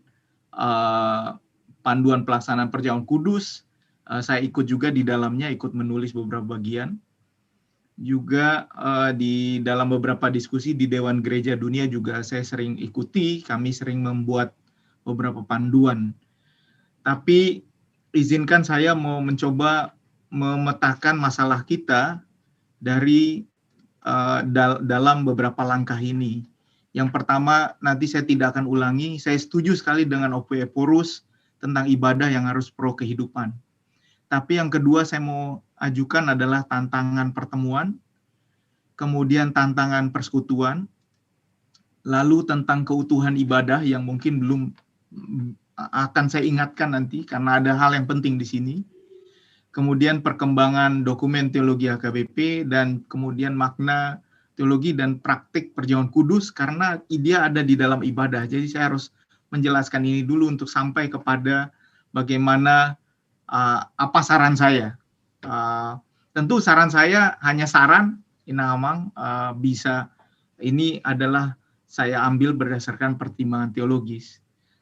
Yang pertama tentang ibadah yang pro kehidupan, saya tidak perlu katakan lagi, tetapi yang perlu mungkin saya ingatkan, sebenarnya perubahan sudah terjadi karena era revolusi industri keempat, era digitalisasi itu sudah terjadi. COVID itu hanya mengakselerasi. Perubahan ini hanya diakselerasi, Inamang. Dunia ini sedang berubah. Kita hanya diakselerasi oleh COVID, dan menurut penelitian, beberapa penelitian, misalnya ada Barna Institute tahun 2020, dia mengatakan bahwa pola online ini akan menetap. Gabungan dari online dan onsite itu akan terjadi. Di sarana songonari makan adong di AKBP Sudirman, adong go ruas tesi, adong pertanyaan naking isi, ibagas joro, ale disiarkan langsung live. Jadi ini akan diminta orang karena ternyata banyak orang yang suka berhubung ketika dia tidak mampu lagi ke gereja, boy berotu gereja, boy nasida melepas rindu dalam melihat ibadah online ini. Nah, itu kira-kira ibadah yang pro kehidupan. Karena itu, apapun yang kita lakukan sekarang haruslah pro kepada kehidupan. Bukan pro kepada ritus, tapi pro kepada kehidupan. Sehingga apapun keputusan yang kita ambil, harus betul-betul di dalam kepala kita yang utama adalah bagaimana supaya kita menjaga kehidupan yang Tuhan berikan kepada kita. Tantangan pertama adalah perjumpaan. Perjumpaan ini menjadi sebuah masalah yang cukup unik dan pelik karena misalnya apakah pertemuan sekarang sudah ada model seperti ini, Namang. Jadi pertemuan itu orang pakai avatar, jadi gedungnya ada, dia masuk dalam ruang virtual, orang-orangnya juga bisa nengok kiri kanan. Ini ruang virtual, sama-sama di ruang virtual. Ini dari film, tapi ada dalam ruang virtual. Apakah ini juga bisa beribadah? Karena ini sudah terjadi sebelumnya, sebelum pandemi, khotbah dilaksanakan secara online. Dan sekarang kita sepenuhnya menonton online ya, kebanyakan ya. Tidak semua gereja, apalagi di HKBP, dan sudah songoni, adong saya piga-piga daerah asing, songon di Maluku, adong kepulauan, dan online sudah di Papua, dan online. Jadi mamereng inganan nado, mamereng so dia do penyebar COVID dong isi. Tetapi yang menjadi tantangan kita ketika kita bicara soal ruang virtual ini adalah ada pemahaman kita, apakah kita betul-betul bertemu? Karena syarat persekutuan adalah pertemuan. Kita bisa berjumpa. Nah, apakah kita betul-betul berjumpa? Dan apakah perjumpaan itu memerlukan sentuhan fisik? Di sarana masih jalangan. Perlukah pertemuan itu ditandai dengan salaman? Kenapa ini menjadi penting? Karena tidak semua bentuk kehadiran itu punya arti yang sama. Jadi dari berbagai teori mungkin nanti saya bisa berbagi, tapi dari penelitian saya, ternyata kalau kita mau mengatakan berjumpa, jumpa itu harus ada 3 syarat ini. Saling melihat, saling mendengar, dalam waktu yang sama. Saya ulangi, saling melihat, saling mendengar, dalam waktu yang sama. Bahasa Songoni, ala molo YouTube, dakta boto ise na hadirisi, ise na tajupangisi. Jemaat tidak melihat kita, kita tidak melihat jemaat. Yang ada di situ hanyalah bentuk konsumtif orang melihat. Tetapi ini adalah bentuk yang bisa dilakukan karena saat ini kita berada dalam ruang yang terbatas. Sehingga sebenarnya kalau kita mengatakan apa yang kita lakukan sekarang ini, kita berjumpa Inang Amang. Karena saya bisa lihat Inang Amang, Amang Inang bisa lihat saya. Pajupang do hita sonari. Tapi kalau di dalam YouTube, tidak bisa hal yang sama kita katakan. Karena kita tidak bertemu. Amang melihat saya, tapi saya tidak melihat Amang Inang. Jadi itu bukan perjumpaan. Sehingga kalau kita mau bicara soal perjumpaan, ada 3 faktor, lihat, dengar, dan waktu. Waktu ini nanti ada hubungannya dengan perjamuan kudus. Waktunya harus sama. Nah ini adalah syarat pertama dan tantangan ketika kita nanti mau mengatakan apa yang disebut ibadah, harusnya perjumpaan dalam ruang ibadah mengindikasikan ada 3 faktor yang harus kita lakukan. Dan ini semakin mengerucut berarti apa yang dimaksud dengan pertemuan kita. Yang kedua adalah tantangan soal pertemuan. Tentu kita tahu lagu gereja bukanlah gedungnya dan bukan pula menaranya. Tetapi seperti tadi Amang Ketua Komisi Teologi mengatakan, memang kita punya tantangan yang sangat khusus di AKBP karena kita punya tata kebaktian penahbisan gereja. Dan gereja itu selalu kena dalam ruang fisik. Ini menarik ya kalau kita lihat cara-cara penamaan gereja. Gereja-gereja yang ada di barat Indonesia lebih memberi nama lokasi. Selalu dia berkenaan dengan lokasi. Kalau disebut apa itu gereja, lokasi dia. Dia menunjuk pada sebuah lokasi. Tapi kalau gereja-gereja di timur, dia nama-nama surga dia. Moria, Silo, Bukit Zaitun. Kalau kita Guarni Huta dong. Jadi kita betul-betul spesifik merujuk kepada sebuah tempat yang mengikat kita sebagai persekutuan. Nah, kalau begitu apakah gereja di dalam ruang digital yang nanti melakukan perjamuan kudus ini adalah gereja? Gereja yang disebut gereja ada syaratnya rupanya. Inamang. Tidak bisa semua hal kita bertemu di ruang digital ini meskipun sekarang kita bertemu, apakah ini kita sebut sebagai persekutuan gereja. Nah, Dewan Gereja Dunia mengatakan gereja itu ada syaratnya. Jadi ini saya tunjukkan saja gambarnya. Pertama, kita persekutuan orang percaya, di mana firman diberitakan, jadi ada khotbah, lalu ada pengakuan iman yang sama, lalu kita melakukan sakramen ini yang menjadi tantangan kita sekarang di dunia digital, lalu ada pekerjaan kesaksian, lalu ada struktur dalam pelayanan, dan ada bahasa, budaya, dan sejarah yang sama yang dibagi. Itu yang disebut gereja lokal. Jadi HKBP disebut gereja menurut Dewan Gereja Dunia, karena kita punya faktor ini. Ini semua kita penuhi. Ini yang disebut gereja. Sehingga kalau ada gereja yang fully online, jadi dia tidak punya gedung gereja, dan ini ada sekarang, fully online, dia tidak bisa melakukan sakramen, baptisan terutama. Jadi permasalahan jadi agak sedikit berbeda dengan kita, dia tidak bisa melakukan baptisan karena dia tidak punya persekutuan gereja dan orangnya tersebar di mana-mana. Nah, ini juga perlu kita pertimbangkan juga. Di dalam dokumen pengakuan bersama iman Kristen dari PGI, Persekutuan Gereja-Gereja di Indonesia, ada satu faktor yang lebih kuat lagi yang dikatakan di situ selain apa yang tadi Dewan Gereja Dunia katakan, yaitu persekutuan kasih gereja adalah keluarga dan kawan sekerja Allah. Jadi ada unsur yang lebih kuat, keluarga. Makanya gereja kita harus punya faktor persaudaraan yang kuat, bukan hanya sekedar sama-sama nonton YouTube lalu kita bilang kita adalah satu gereja.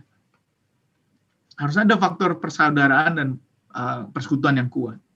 Bagi kita AKBP di pasal 7 Konvensi 96, di situ ini saya rangkum ya.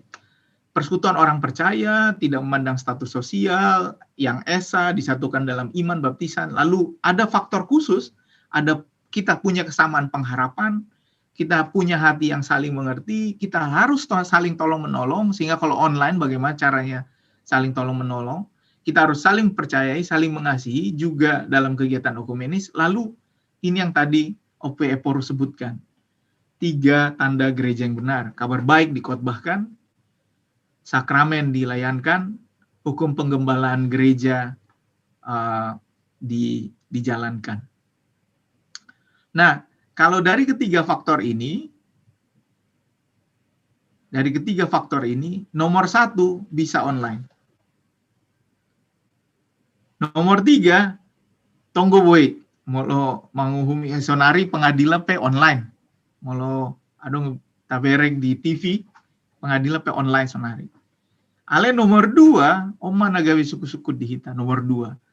Karena bukan hanya ada kolan Perjawa Kudus, ale padidio nabadia pe tonggo gabi suku-suku dihita. Dan ini yang menjadi sebuah syarat gereja yang benar. Dan yang uniknya adalah ketika kita tidak melakukannya, apakah kita punya keresahan teologis masih menjadi gereja yang benar. Lalu tantangan nomor 3. Dan tantangan nomor 3 ini Inamang ini yang saya temukan dari hal ini cukup baru yang saya temukan, ini cukup baru dia. Kenapa? Karena coba kita pikir apa yang dimaksud dengan keutuhan peribadahan. Coba kita pikirkan soal apakah kita masih gereja, masih satu gereja ketika kita ada dalam komunitas itu, tapi kita nggak beribadah di situ, gitu. Dan ini terjadi sekarang, ya kan? Jemaat kita pergi ke saluran YouTube lain, gitu. Kalau pendetanya nggak menarik, pindah dia. Ini Amang Inang sekarang ini jadi marketplace sekarang YouTube ibadah ini. Kalau Amang Inang Amang Inang Padita, mana Partohonan, Bible Fro, Guru Huria, mana Diakones, mana Amang Situa, Inang Situa. Kalau khotbahnya membosankan dalam 2 menit pertama, pindah channel dia. Pindah channel. Nah, ini juga jadi tantangan buat kita. Atau tantangan berikutnya adalah apakah kita masih gereja ketika saya tidak terdaftar di situ, tapi saya ikut kebaktian di situ. Saya gereja nggak di situ. Jadi saya nggak terdaftar. Ale di situ per minggu. Nah, ini semua dimungkinkan tadinya sebelum pandemi, tapi sekarang jadi semakin sering setelah pandemi. Dan ini adalah tantangan-tantangan yang menjadi pertanyaan buat kita. Jadi kalau misalnya tantangan ini sekarang kita perjelas, kita harus lihat juga indikator gereja kita. Ini nawang tabereng masonari, 3 halak do ruasta, stabi, 3 halak do ruasta songon, ini loh. 3 halak do ruasta, tabereng ma isarana AKBP tahun ini, 3 halak do ruasna, 3 halak nama nonton YouTube. Pas di, adong go nama gue sih, misalnya so kami mah di AKBP Menteng, 3 halak nonton. Dungi 1 view 3 halak, boy do salayar kan sakeluarga na rap manoton halaki, boy do kali opat, alay 3 halak nama nonton full. Jadi mulut tabereng rata-rata nih aka YouTube on, biasanya holan 40 menit do menonton. Artinya adung na di korting, kan itu, adung na pindah. Tohodi, apakah itu masih kita sebut sebagai ibadah?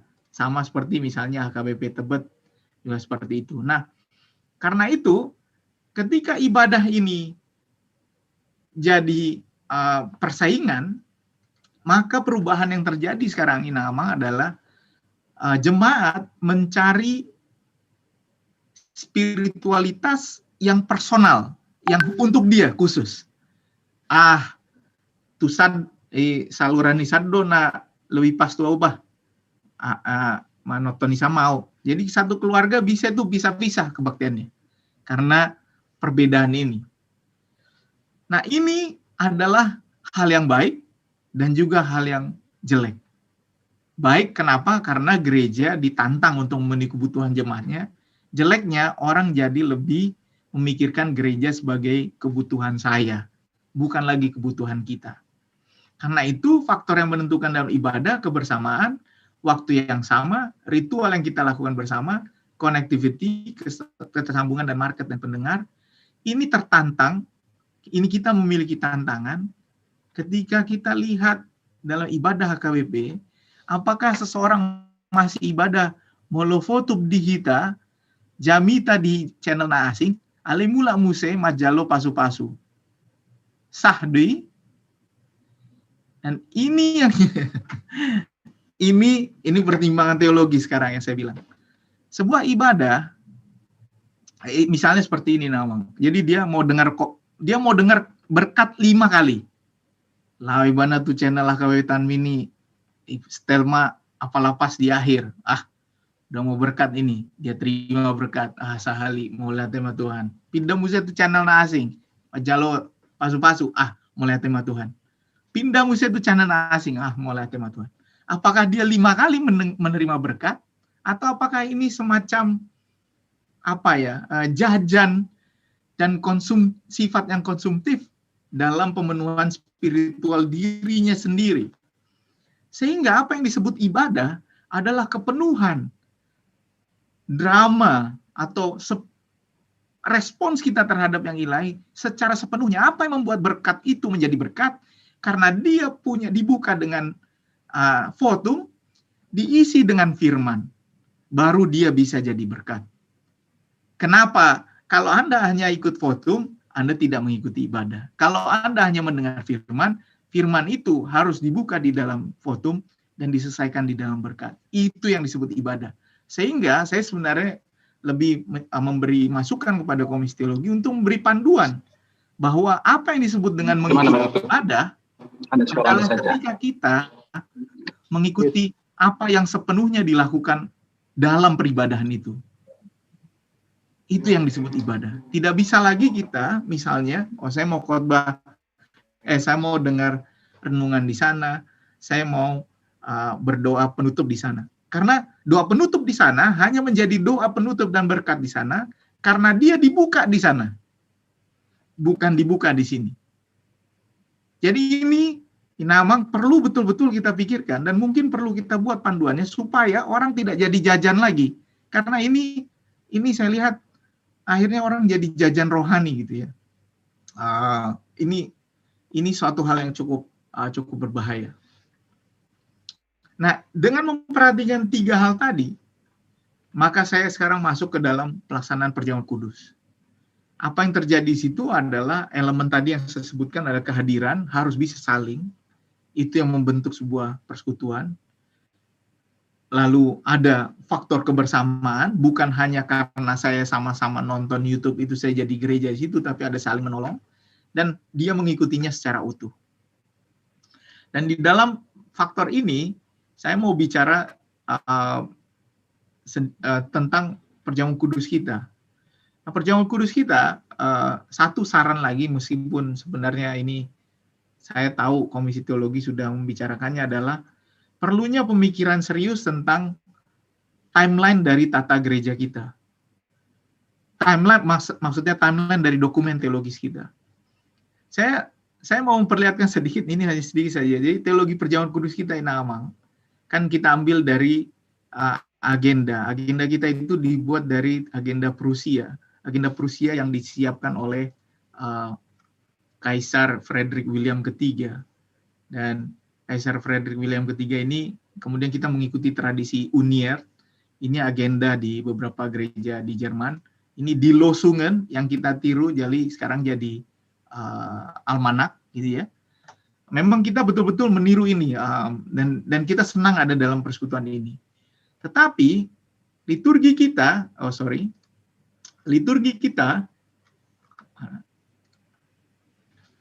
stuck. Kenapa stuck? Karena yang di Jerman sedikit banyak sudah ada perubahannya. Konfesi kita dibuat di masa konflik sehingga kita perlu bicara lagi. Mari sama-sama kita diskusi tentang konfesi, dan harusnya ini yang menjadi cara kita membuat. Yang menarik ini, kenapa Perjamuan Kudus kita fokus sekali kepada apa yang namanya pengampunan dosa. Ini yang tadi disebut oleh Opui Eporus.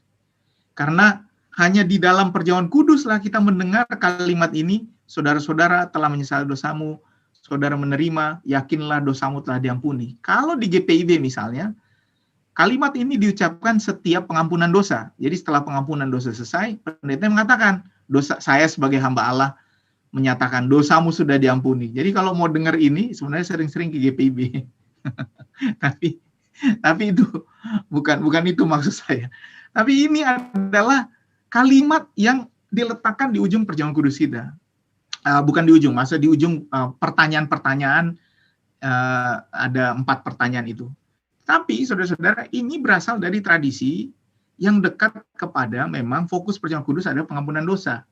Salah satu yang bisa kita lihat, saya taruh di sini juga adalah misalnya di sebelah kiri, ini juga kejutan juga ya. Sebelah kiri adalah formulir Perjamuan Kudus tradisi gereja Hervorm di Belanda yang mengambil tradisi Sinode Dordrecht tahun 1619. Lihat 3 pertanyaan ini. Pertanyaan nomor 1 dengan pertanyaan HKBP 1 dan 2 sama. Pertanyaan nomor 2 dengan pertanyaan HKBP nomor 3 sama.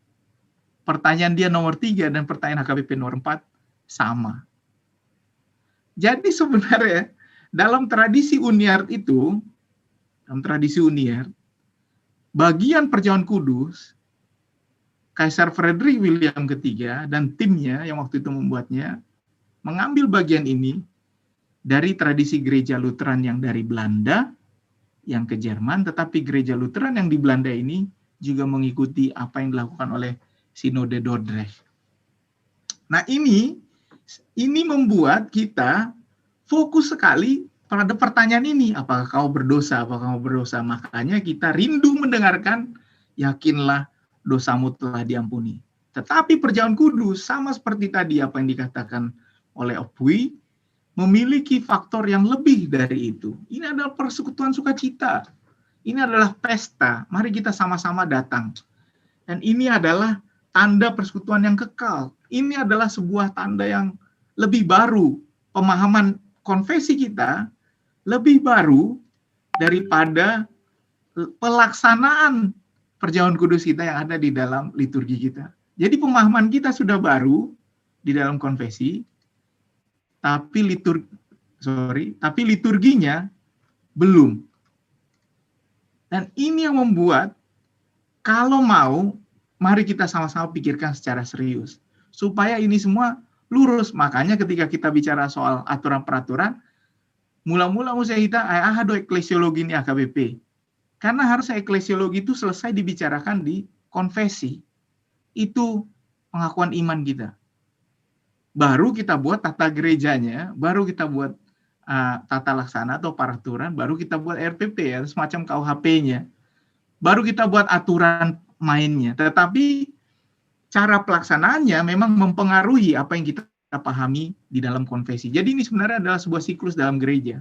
Mari kita sama-sama betul-betul membicarakan ya, dan ini yang nanti saya minta pasti Komisi Teologi akan lakukan. Nah, ini berhubungan dengan sakramen.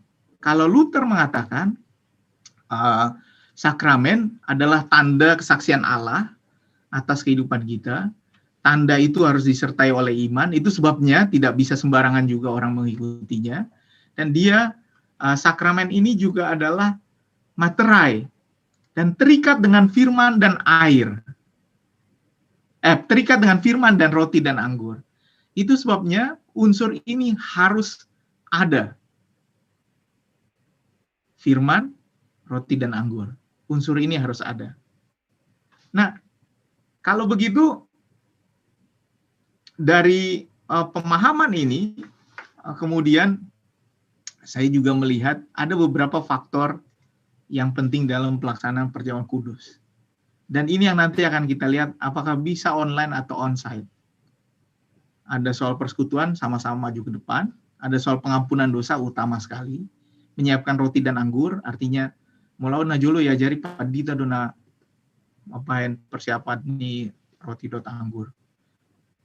Lalu ada pembacaan formula konsekrasi, itu yang mengatakan pada malam waktu Tuhan Yesus diambil, itu konsekrasinya. Lalu pembagian roti dan anggur, lalu kemudian maju ke depan, dan terakhir adalah faktor pengutusan, kita disuruh pulang, disuruh kembali. Nah, memang pembagian pengutusan ini, pulanglah dengan sejahtera ini juga sering jadi diskusi orang. Kalau tinggal di tempat, nggak bisa lah dibilang pulanglah dengan sejahtera. Hotdoi tadi ngan atabe. Ini jadi diskusi juga, termasuk juga ketika orang bilang kalau kita di rumah ya nggak bisa lah bilang pulang, orang di rumah kita. Lalu ada juga, dan ini tadi Amang Ketua Komisi Teologi sudah mengatakan, ini adalah soal pelayannya, dan ini ada diskusi yang Opui juga tadi angkat. Siapa yang melayani? Dan buat kita di AKBP, karena kita terikat kepada konfesi itu, dan juga pemahaman tugas pendeta, maka yang menjalankan dan memberi dan membagi sakramen adalah pendeta. Masalahnya sekarang, yang juga kita lihat adalah perkembangan yang ada di dalam pemahaman perjamuan kudus kita. Kalau kita lihat sebenarnya, sebenarnya faktor persekutuan kita agak parsial di dalam HKBP, seperti tadi kata Opui. Karena yang maju ke depan itu hanya sekelompok orang, yang lain di belakang bernyanyi. Yang maju hanya sekelompok. Jadi dia tidak ada faktor kebersamaan seperti misalnya kalau ada gereja yang membuat lingkaran seperti ini. Dia membuat lingkaran, lalu pendetanya keliling, lalu membagi. Atau seperti apa yang terjadi di gereja Katolik misalnya, dia hanya lewat. Dia justru tidak ada juga faktor persekutuannya ketika menerima ini. Nah, yang tadi Opui bilang, mereka sekarang sudah ada drive-in, ya. Ini di masa COVID sekarang. Ada juga yang dua-duanya menggunakan masker, atau ada juga yang melakukannya di lapangan terbuka. Lalu ini misa, ini untuk yang terutama untuk korban COVID, dan sekarang juga adalah dilakukan secara online. Nah, karena itu, ketika kita melihat unsur-unsur yang tadi saya paparkan, maka saya mau masuk kepada kesimpulannya, sarannya seperti apa. Ketika kami menulis untuk PGI, saran tahun lalu, 3 saran yang kami berikan, menunda perjamuan kudus online dan perjamuan kudus spiritual tadi Opui juga sudah jelaskan. Tapi kalau kita lihat di dalam perjamuan kudus HKBP, kita uraikan satu-satu, unsur yang tadi ada, yang mana yang tidak bisa dilakukan online. Faktor persekutuan bisa dilakukan bersama-sama jika menggunakan medium telekonferensi. Tidak bisa menggunakan medium YouTube. Kedua, dia harus dilakukan dan diikuti secara penuh. Tidak bisa ikut di tengah jalan. Karena yang membuat ibadah itu penuh adalah mengikuti dari awal sampai akhir. Faktor pengampunan dosa, apakah ada online? Ya, ada. Apakah persiapan roti dan anggur? Ini bisa jadi pilihan. Karena saya tahu ada gereja yang mengirim rotinya lebih dulu kepada mereka yang mau mengikuti perjamuan kudus. Jadi gereja yang kirim paket rotinya. Tapi ini rumit. Kalau kita mau melakukannya, ale mau di huta boy doa ala padita boy keliling. Mengalian hanugarna roti dot anggur. Apakah pendeta membaca formulanya pada malam Tuhan Yesus disalibkan? Ya, pendeta akan membaca baik online maupun onsite.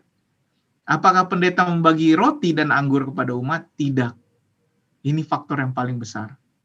Tidak bisa dibagi. Kemudian, apakah jemaat, seperti juga tadi katakan, di dalam rumah Tuhan ini terlaksana perjamuan kudus? Apakah jemaat bisa maju ke altar?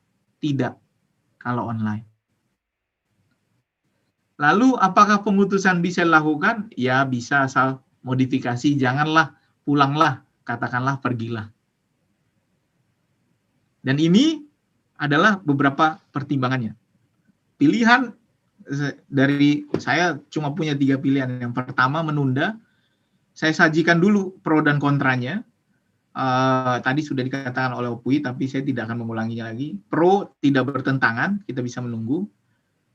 Tapi kontranya menurut saya adalah bahwa gereja yang benar harus melaksanakan baptisan kudus dan perjamuan kudus.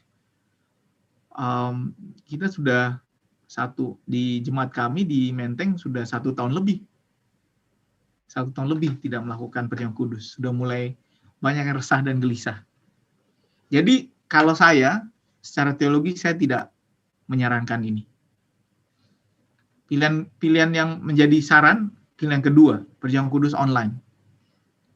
Tapi apa yang menjadi pro dan kontranya? Pro-nya adalah tentu dengan syarat-syarat yang saya katakan tadi, harus dilakukan bersama-sama dalam ruang yang bisa saling melihat dan saling mendengar, diikuti secara full, dan disiapkan oleh pendetanya, roti dan anggurnya, dan lain sebagainya. Atau bisa juga jemaatnya mempersiapkan. Tapi ketika konsentrasi semuanya saling melihat. Kenapa saya katakan begitu? Karena begini, Namang, ketika kita ibadah online, ketika kita mengangkat tangan, apakah kita yakin berkat yang kita angkat tangan itu sampai kepada orang yang menonton kita? Kalau kita yakin, kenapa konsekrasi tidak bisa sampai? Kan begitu. Kalau kita angkat tangan gini, jalohamu pas-pas. Sampai, jadi kayak tadi misalnya Bang Nixon angkat tangan ya dari AKBP Sudirman, saya ikut menerimanya, saya merasa, saya terima nggak tadi? Kan gitu.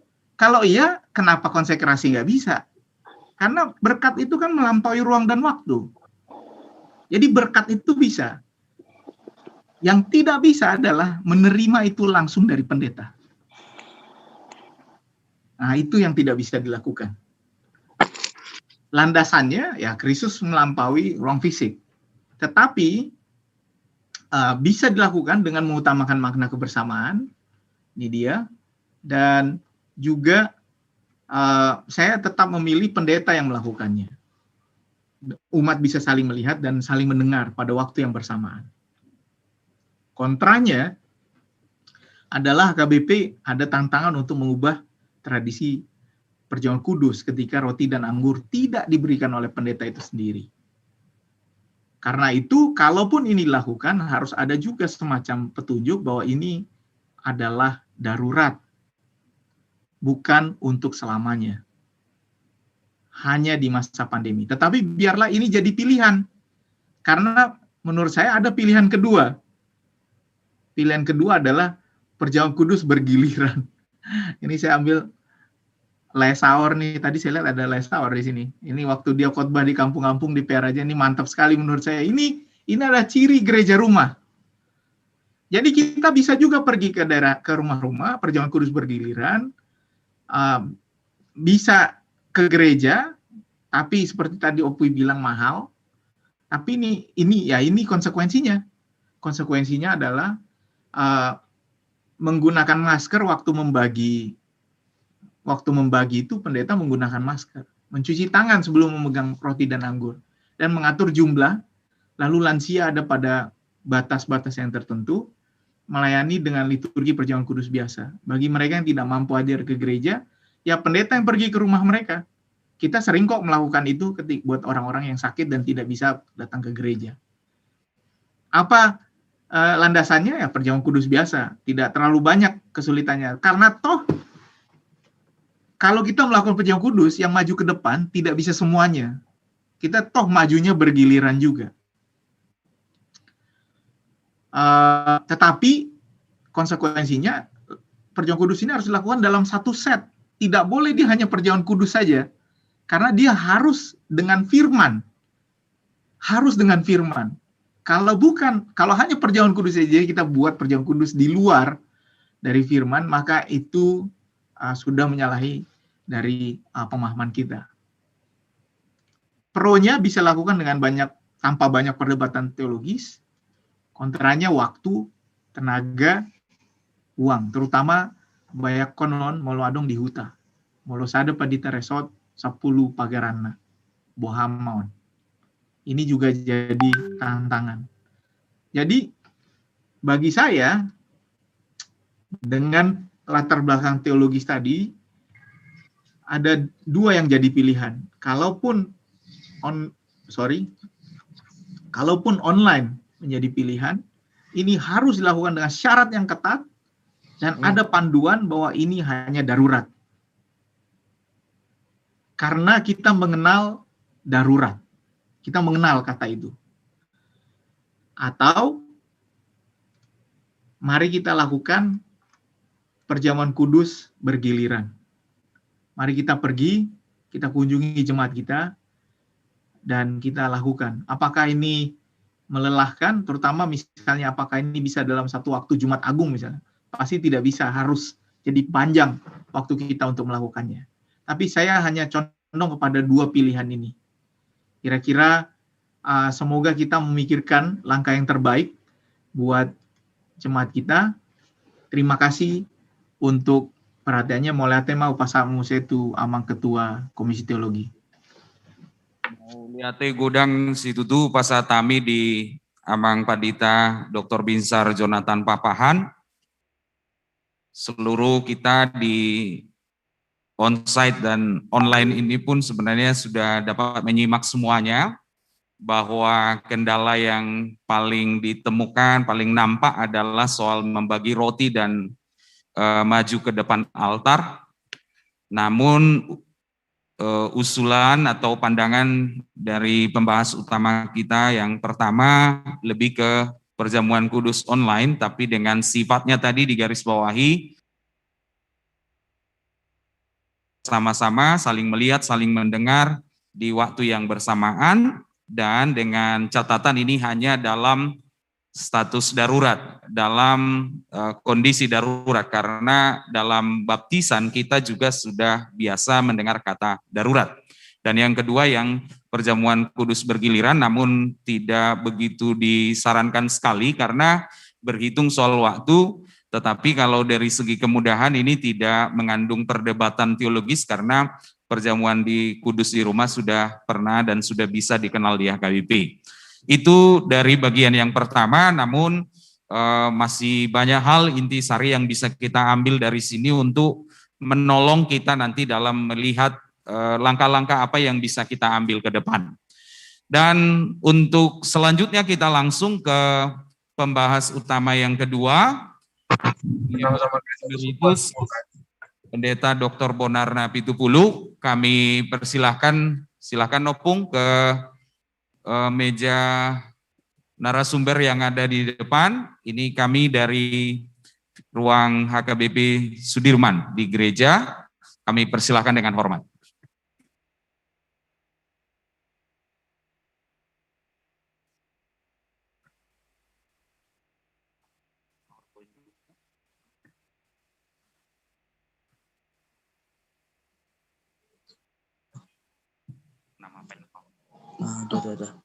Sudah. Kamu apa?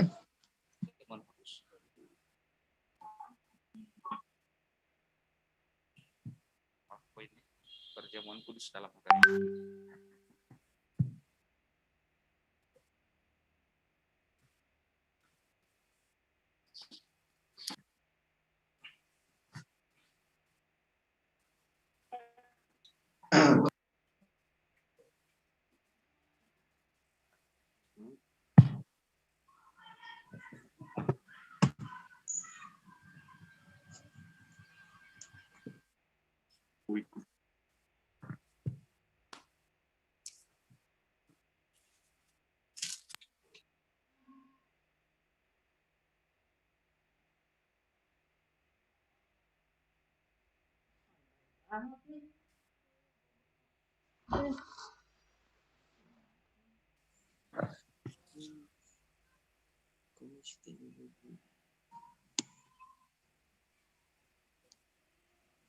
Apa ini kamu pencet? Udah. Udah kan?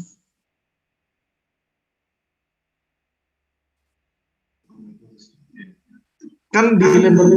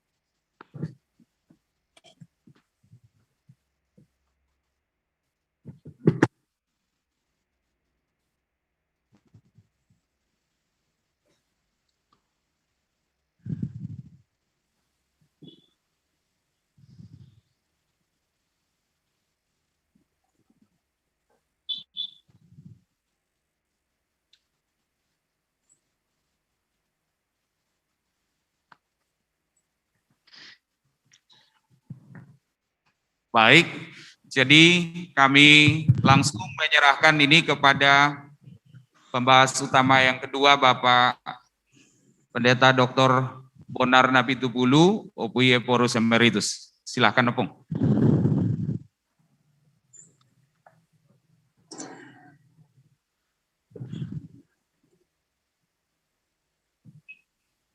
Jangan majau.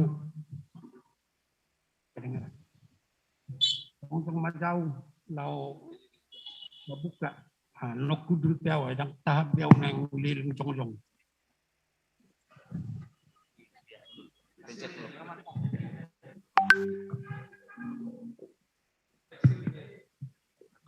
Bisa dibuka kami. Tes.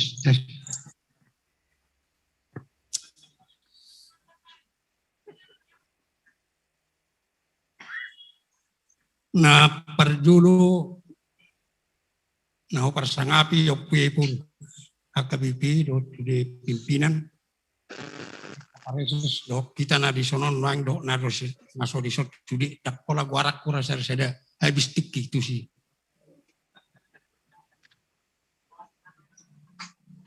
Na perjulu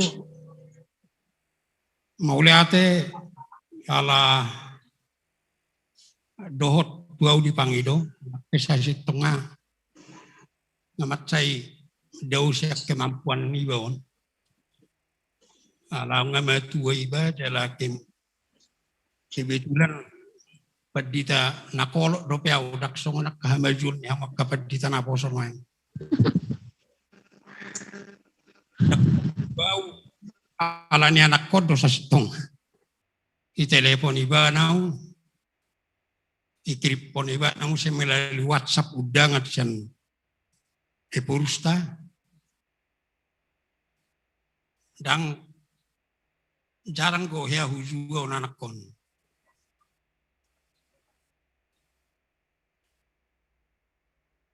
Sa sitong nga di telepon dua usian pegawai ni kantor pusat, pegawai di Biro Jemaat kalau nggak salah. Alaina hari Jumat pe. Pabuahon naung di WhatsApp tua undangan ini. Jalan naung dikirim nasida undangan ini secara fisik. Jalan satu saunari dak sah demi tua. Jala anggoholan alani do sa setengah pasti do tulah hokku. Ala mulunai hari Jumati pasahat buau. Yang mukti bui para radioku. Nak penyaku botol, nak pegajang elektrik itu awalak nyon nama mutu na bui pasahat aku. Ala pikir, dang mungkin atong. Ipe nga mau lihat huro ala ulu pegawai ni Biro Jemaat mana teleponau nok peciu. Mau lihat lo jadi alani do pangiduaku tuhamu akamang do tamu akainang termasuk bapak-bapak dan ibu-ibu yang tidak ada di sini. Kalau nanti apa yang saya paparkan tidak memenuhi harapan bapak-bapak dan ibu-ibu, tolong maafkan saya yang sebesar-besarnya. Namun saya tetap berpegang kepada apa yang ditugaskan oleh anak saya ini kepada saya. Yang terutama dari Opung katanya adalah bagaimana sebenarnya pemahaman HKBP mengenai perjamuan kudus. Walaupun kalau bisa Opung hubungkan dengan bagaimana pandemi, bagaimana perjamuan kudus pada pandemi sekarang ini. Itu sebabnya saya bagi dua. Pertama, pemahaman HKBP pada aslinya. Dan kedua, bagaimana kita melaksanakan perjamuan kudus pada masa pandemi. Namun, sebelum saya sampaikan, ada beberapa catatan dari apa yang saya dengar tadi, baik dari Opuye Purus, baik dari ibu saya, Dr. Bicar Pakpahan.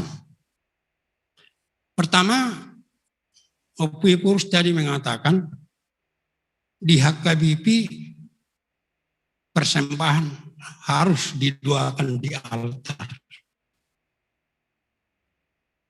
Saya pikir persembahan di HKBP bukan hanya yang dikumpulkan pada saat ibadah itu, yang didoakan. Bukan. Kalau hanya itu yang didoakan, kita tidak akan menyanyikan nomor 204 ayat 2. Nasa nani lehonmi. Masa berani kita, hanya yang kita masukkan ke kantong itu yang kita doakan. Setelah kita doakan, katakan, nasa nani lehonmi. Sebenarnya semua persembahan yang ada pada minggu itu, selama minggu itu ikut.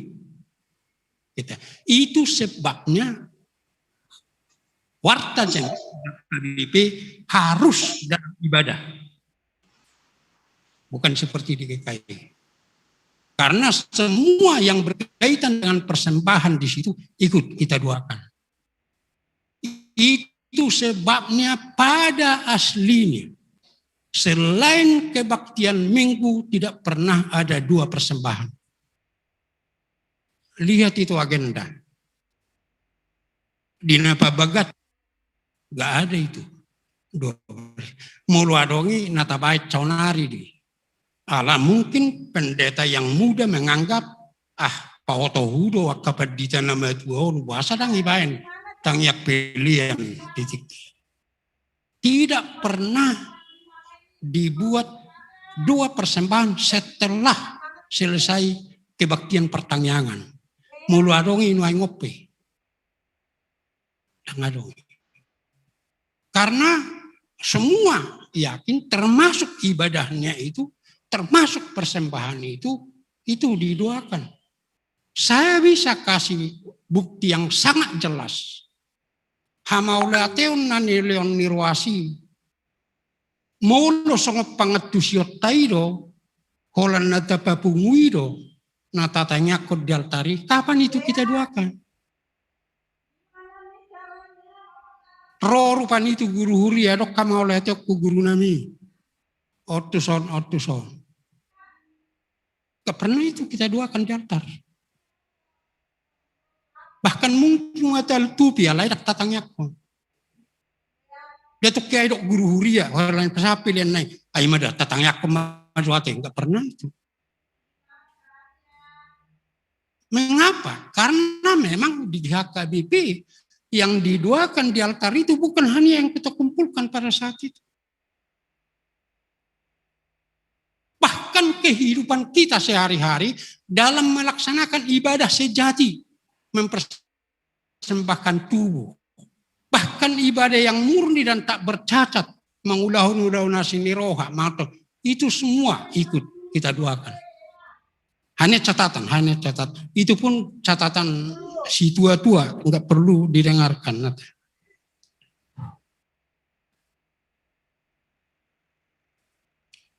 Yang kedua, itu juga disinggung Dr. Bicar tadi, bahwa perjamuan kudus itu sangat menekankan pengampunan dosa. Perlu kita tahu ada 3 agenda untuk perjamuan kudus di HKIP. Angka Romawi 8, ima patujolo ni ulon nabadia. Kalau dulu sebelum marulon nabadia di 1 hari Minggu, 2 kali harus diadakan pertanyaan di gereja secara khusus untuk mempersiapkan ke perjamuan kudus. Itu dipakai nomor 8. Angka Romawi 8. Dan kalau di temuan dulu sampai waktu saya mahasiswa, semua yang datang ke pertanyaan itu diberi sejenis kupon bahwa dia hadir dalam pertanyaan. Kemudian demikian juga minggu kedua. Oleh sebab itu siapa yang tidak memegang kupon itu gak bisa ikut perjamuan kudus. Karena dia tidak mempersiapkan diri secara ibadah. Itu HKIP. Tetapi diberi juga kemungkinan untuk sama-sama marudon nabadia, patujolo dan marudon itu angka Romawi 9. Dan kalau kita lihat di dalam ketiga bagian itu, baik patujolo, baik bersama patujolo, baik hanya marudon nabadia di angka Romawi 10, pengakuan dosa di situ dan pendeta mengatakan dosamu telah diampuni bukan setelah perjamuan kudus. Itu harus kita sadari. Bukan setelah perjamuan kudus. Tetapi itu dikatakan setelah pengakuan dosa berdua bersama. Atau martangyang mahita. Duksai amen. Idok padita ma beberapa kalimat. Idok ma atong. Nungasai saja. Oleh sebab itu perlu juga harus benar-benar kita pikirkan. Apakah memang perjamuan kudus itu pusatnya pengampunan dosa? Atau menerima tubuh dan darah Yesus Kristus di HKBP? Dan jangan lupa, agenda itu tidak membawa konsentrasi. Melayani itu mengampuni dosa. Karena itu langsung disambung terutama di angka Romawi 9. Karena di angka Romawi 10 enggak ada secara khusus. Ya, tetap setelah pengakuan dosa. Kalau di angka Romawi 9 itu jelas. Aumadok nungasesa dosam di bagasan guarni debata ama anak dokter di perbadia.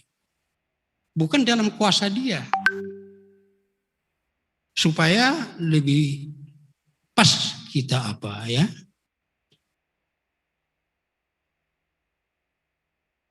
Tadi Dr. Richard menyinggung pengertian gereja, kita harus memahami bahwa dua pengertian gereja, yaitu gereja sebagai gedung gereja, gereja sebagai persekutuan orang percaya. Memang harus lebih ditekankan gereja sebagai persekutuan orang percaya, tetapi gereja sebagai gedung juga harus ada. Karena itu jelas perintah Tuhan. Bahkan waktu mereka di padang gurun bikin kemah suci. Karena mereka sudah di negeri Kanaan menetap, bikin Tuhan.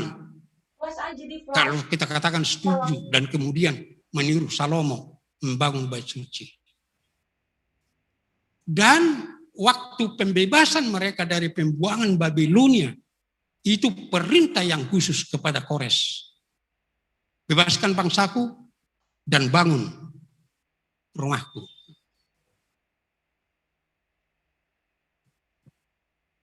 Itu hanya catatan-catatan apa. Nah, yang kedua yang perlu saya tekankan sebelum saya sampaikan dari saya ingatkan kita semua, baik yang di sini, baik yang tidak hadir di sini secara fisik, apa yang dinubuatkan oleh Rasul Paulus dalam 2 Matius 3 ayat 3 dan 4. Itu saya baca saja.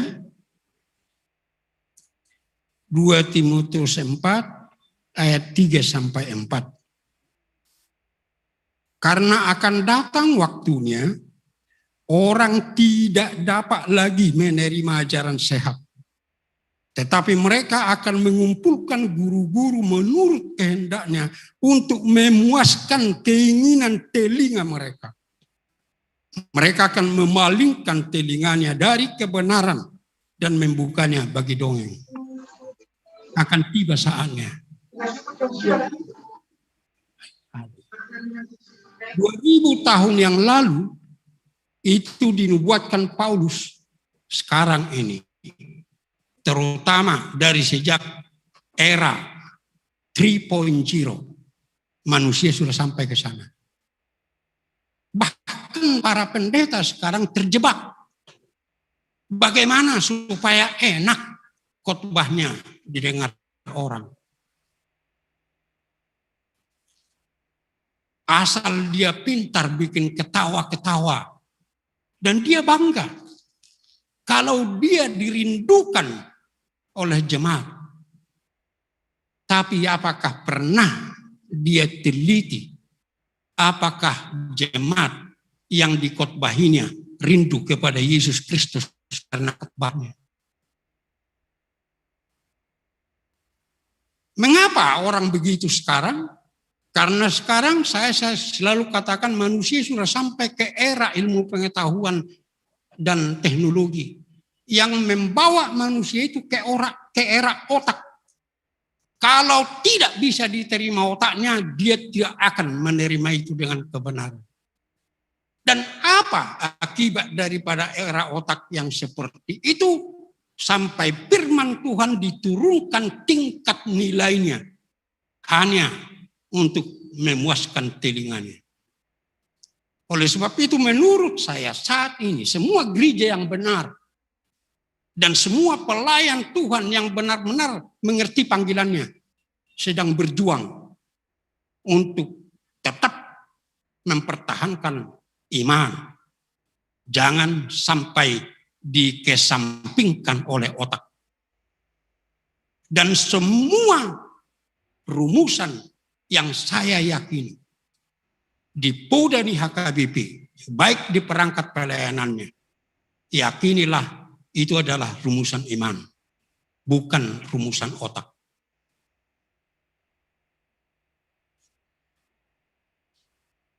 Mengenai bagian yang pertama, HKBP, perjamuan kudus dalam HKBP, yang perlu saya awali dari apa yang menjadi motto HKBP. HKBP itu HKBP.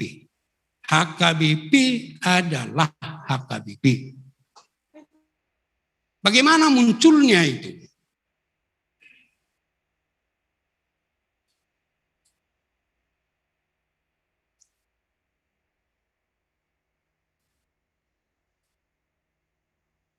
Dulu pada tahun 1950, HKBP mendaftar untuk menjadi anggota LUF.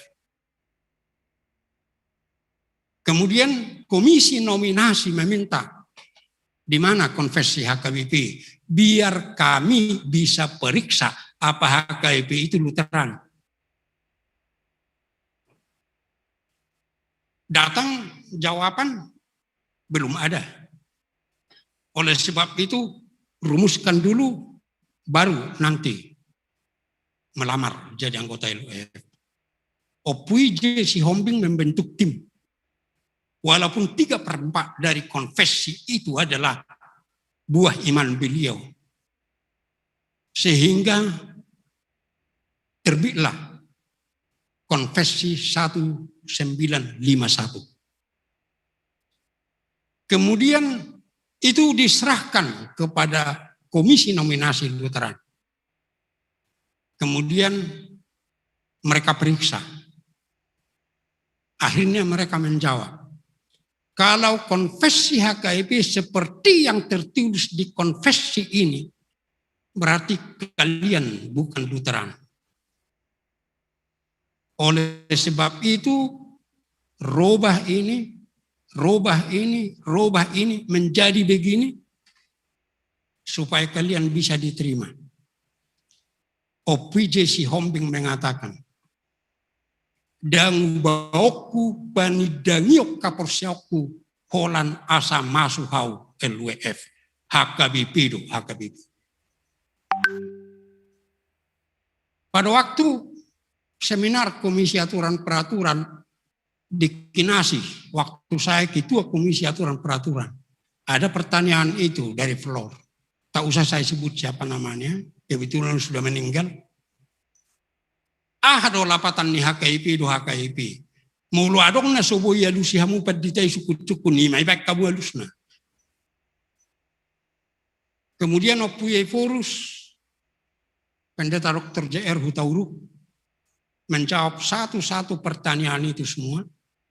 Tetapi setelah tiba untuk menjawab pertanyaan ini, beliau katakan, anggo suku-suku non, upasaha mak tu ketua Komisi Aturan Peraturan, ailau saya sida dong musik itu robat di sana.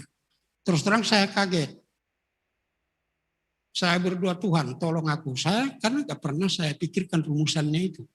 Walaupun saya tahu sejarahnya. Tapi karena sudah diperintahkan Epurus, saya harus lakukan.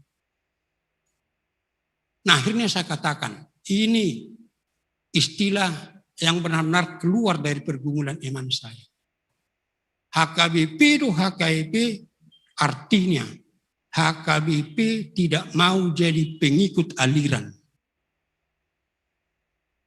HKBP tidak mau jadi pengikut manusia. HKBP tidak mau jadi pengikut Martin Luther. HKBP tidak mau jadi pengikut I.L. Nommensen. Tetapi HKBP mau menjadi pengikut Kristus yang setia sesuai dengan pemahamannya akan firman Tuhan.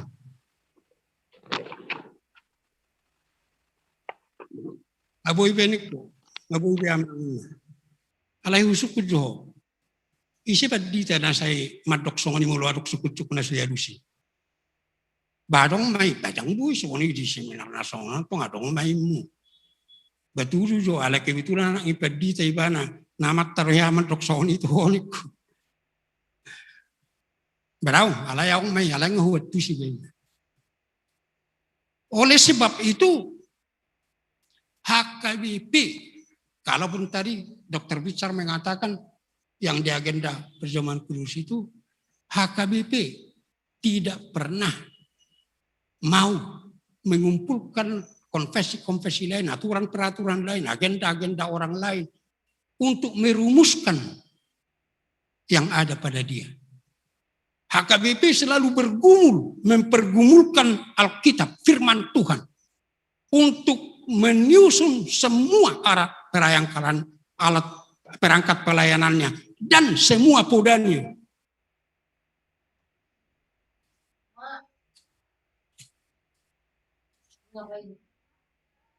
Itu sebabnya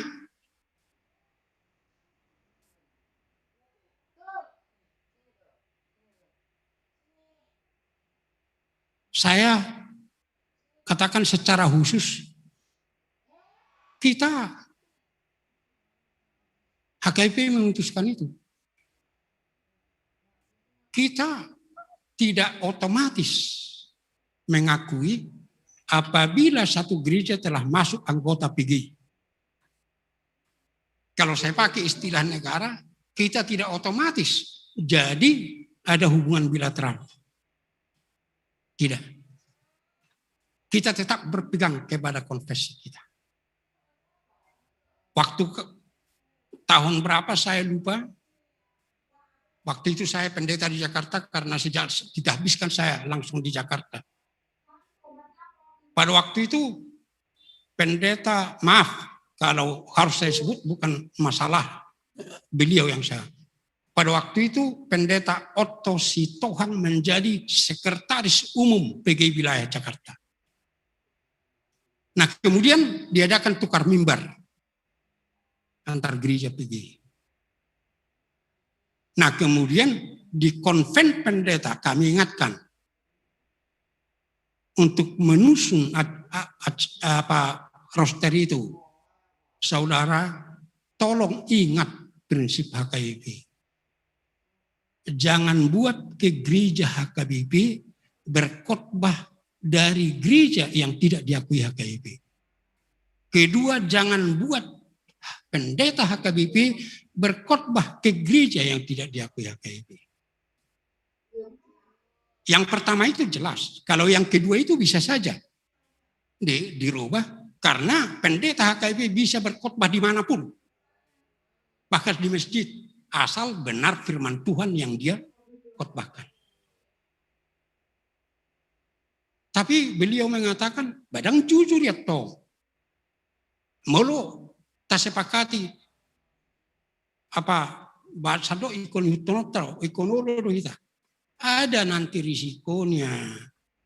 Badang au gunang paidah mau, au sekretaris umum.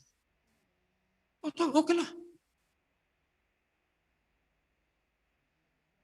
Dibikin roster amang pendeta Mauliate Sitopul udah meninggal berkhotbah ke gereja GPI. Setiap ada tukar mimbar antar gereja PGI, mereka harus menyusun tata ibadah dan harus itu yang diikuti di semua. Kemudian dia datang semua, apa anggota jemaat itu apa enggak? Udah datang pendetanya. Kita mulai. Kemudian memang pendeta itu disuruh duduk di kursi. Di sini aja. Nah kemudian mereka mulai kebaktian. Nyanyi, berdua, nangis-nangis. Ya. Kemudian beliau colek salah seorang dari mereka. Kenapa bukan ibadah dari PGI? Kami nggak mengerti itu. Adong ibadah nami. Wah, dia masih tetap mengikuti sampai suatu saat dia tetap. Akhirnya salah seorang dari mereka berdoa, Tuhan, kami sudah akan mendengarkan firman-Mu.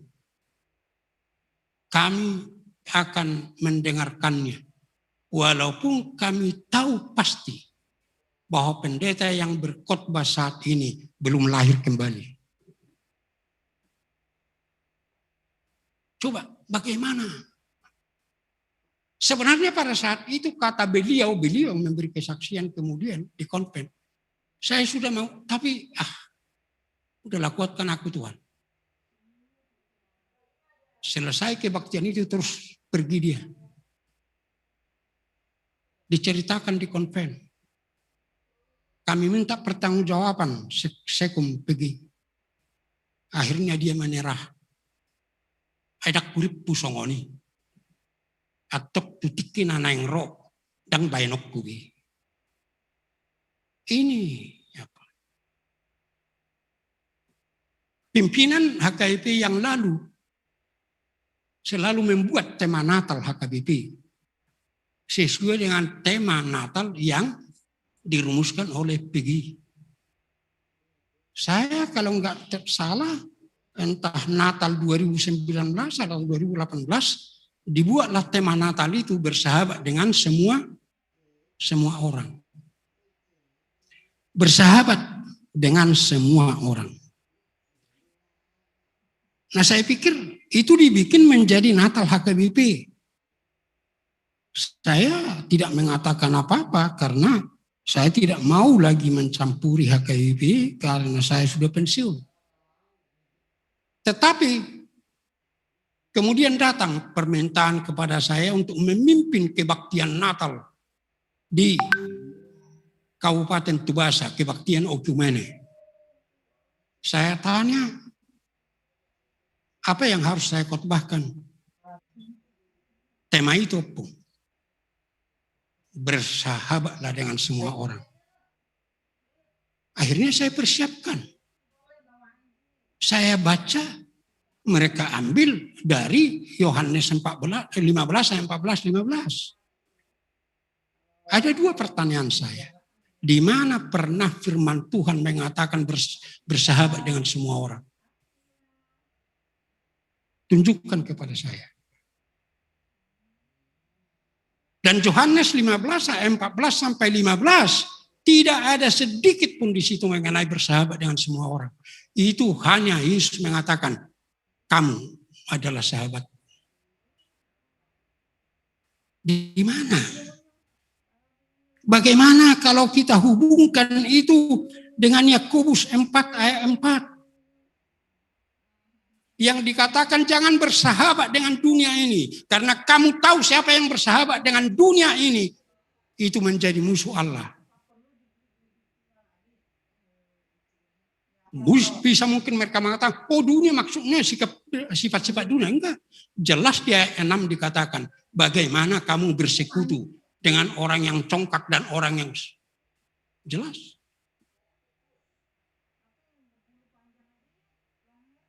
Dan kita harus menyadari, saudara-saudaraku, di semua tempat,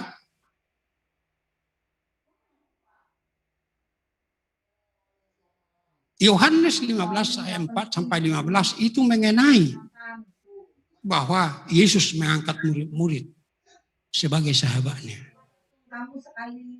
Dan jelas di dalam perintah Yesus waktu dia pertama sekali menyinggung itu. Di dalam Yohanes 13 mulai dari ayat 12. Dalam ayat Yohanes 13 ayat 34 Tuhan Yesus mengatakan, saya memberi hukum baru.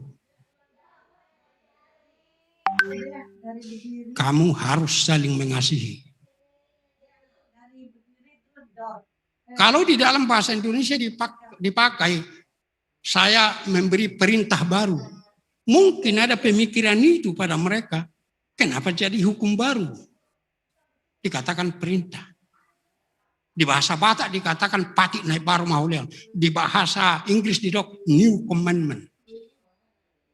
Karena itu diterjemahkan dari entole. Entole bukan hanya berarti perintah, tapi hukum. Itu murni hukum baru. Gak pernah. Hukum yang sudah ada, saya tidak pernah mau mengatakan itu hukum lama. Hukum yang sudah ada, kasih itu nahmu dengan segala kasihi sesamamu seperti dirimu sendiri. Itu umum. Dan itu satu arah, kasihi sesamamu. Tapi di dalam Yohanes 13 ayat 34 dikatakan, hendaklah hukum yang baru. Saling mengasihilah. Kriterianya juga beda. Seperti aku mengasihi kamu. Itu sebabnya di dalam Yohanes 13 dikatakan, siapa yang menyerahkan nyawanya, itulah kasih yang paling besar kepada sahabatnya. Oleh sebab itu waktu saya memimpin ibadah Natal di Kabupaten Tubasa, Natal Oikumene, saya katakan, dengan kuasa tohonan saya, di dalam kuasa Roh Kudus, saya akan membuat tema khotbah saya ini. Bersaudaralah dengan semua orang dan bersahabatlah dengan sahabat-sahabat Yesus. Dan jangan lupa, Yesus mengatakan itu harus saling mengasihi, itu hanya kepada ke-11 murid. Yudas Iskariot enggak di situ lagi. Hanya kepada ke-11 murid. Sehingga kepada semua orang percaya yang benar-benar murid Yesus, kepada dialah hukum itu. Ikum masih holongak kamu. Songnau maka holongyamu. Makanya kita tidak pernah, maaf, HKBP itu tidak merupakan kewajiban bagi dia untuk harus mengambil apa yang diputuskan oleh PGI untuk dirinya. Di samping bisa saja tema dari PGI tidak sesuai dengan tahun yang kita tetapkan. Seperti tahun pemberdayaan. Kan harus sesuai. Maunya semua Natal, semua tema di kegiatan HKBP resmi, terutama dalam ibadah, harus tetap berhubungan dengan tahun yang kita tetapkan saat itu. Itu saya, oleh sebab itu makanya HKBP tidak mau mengambil dari, enggak, dia harus mempergumulkan paudannya sesuai dengan firman Tuhan. Apa hubungannya itu HKIP dengan perjamuan kudus? Karena salah satu dari keberatan komisi nominasi LUF justru perjamuan kudus. Karena kita tahu Martin Luther mengatakan konsubstansiasi. Kon sebenarnya artinya kan bersama. Konsolidasi secara bersama, bikin solid kembali kan. Kon. Artinya bersama-sama dengan kita makan roti dan anggur itu berubah secara zat menjadi daging Kristus dan darah Kristus. Itu merupakan reformasi kepengertian Roma Katolik yang mengatakan transubstansiasi. Karena mereka mengatakan saat imam Katolik memberkati roti dan anggur itu, pada saat itu dia berubah secara zat menjadi daging Kristus, menjadi darah Kristus. Pengertian perubahan secara zat enggak ada di HKIB. Di konfesi itu dikatakan baik konfesi 1951, 1996 perhitian. Demikian juga di nianian kita, karena nian kita itu berisi teologi, butir-butir teologi HKIP. Di dalam nianian nomor 155, nianian 155 dikatakan merhiti-hiti rotion, untuk merhiti-hiti. Perhitian. Orang itu tuh semangat berbimat teman.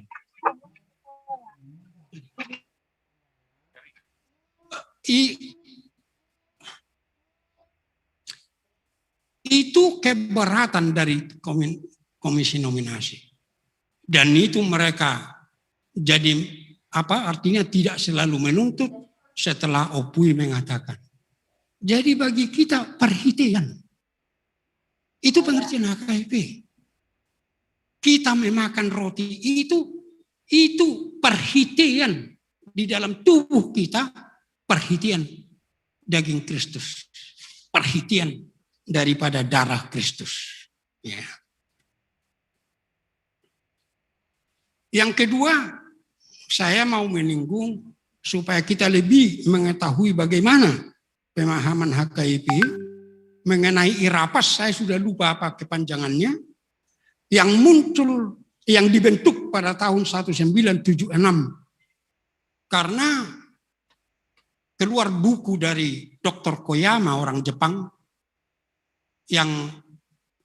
dan saya ingat itu disertasi beliau yang dikatakan Buffalo Theology, teologi kerbau, yang isinya mau menjelaskan teologi yang kita kembangkan selama ini adalah teologi barat. Padahal mereka sudah negara industri, padahal kita masih menggunakan kerbau untuk, itu maksudnya. Jadi harus teologi kita sendiri. Akhirnya HKIP juga membentuk Irapas untuk merumuskan bagaimana teologi in loco. Supaya benar-benar sesuai dengan budaya orang Batak. Itu waktu itu terkonsentrasi kepada dua hal. Yaitu mengenai agenda liturgi, mengenai perjamuan kudus. Pralu Pusat waktu itu menugaskan Amang yang sangat saya hormati, Amang Dr. P. Sormin almarhum.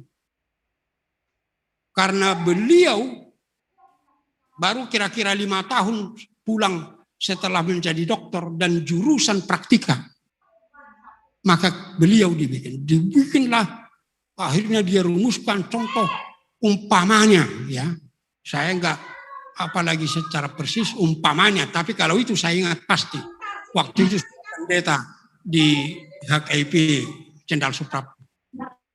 Dibikinlah umpamanya Sintua itu semua pakai topi Batak itu ya, yang biasa sortali ya, dipakai.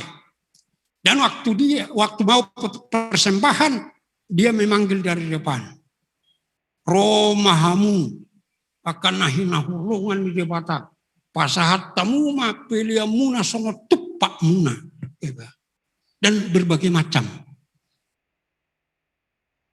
Akhirnya setelah itu diuji cobakan dan disebarkan kepada gereja HKIP untuk meminta pendapat. Kita tahu hanya caci maki yang keluar dari gereja. Khususnya kepada Dr. P. Sormin.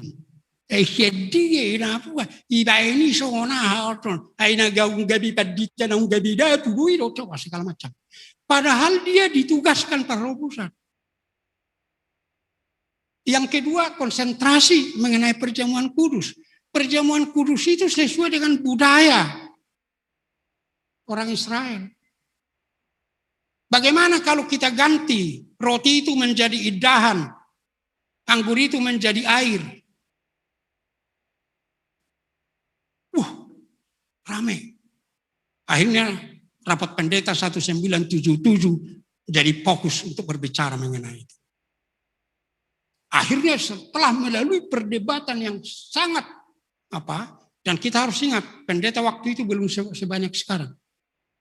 Tahun 77 kalau nggak salah masih 300-an sampai 400. Bergumul. Akhirnya dikatakan mengenai agenda. Kita harus kembali kepada agenda yang sudah dirumuskan HKIP. Karena itu dirumuskan bukan berdasarkan teologi barat. Tapi itulah teologi HKBP. Yang dipergumulkan dengan mempergumulkan firman Tuhan. Mengenai perjamuan kudus, itu bukan masalah budaya. Itu keputusan rapat pendeta. Akhirnya dirumuskan muluboi dope songon nabi nani Tuhan Yesus ikut songonido bainota. Marhite-hite si anima gabe dirumus cema di tonga-tonga ni huria HKBP ya.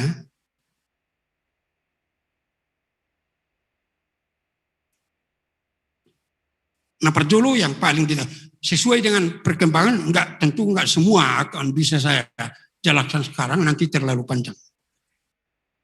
Perjamuan kudus kembali kepada seperti yang dilakukan Tuhan Yesus. Harus roti dan anggur. Itu jelas dan harus material. Ya. Roti dan anggur. Yang kedua, hanya yang martohonan pendeta yang bisa melayankan perjamuan kudus. Kalau kita bandingkan dengan semua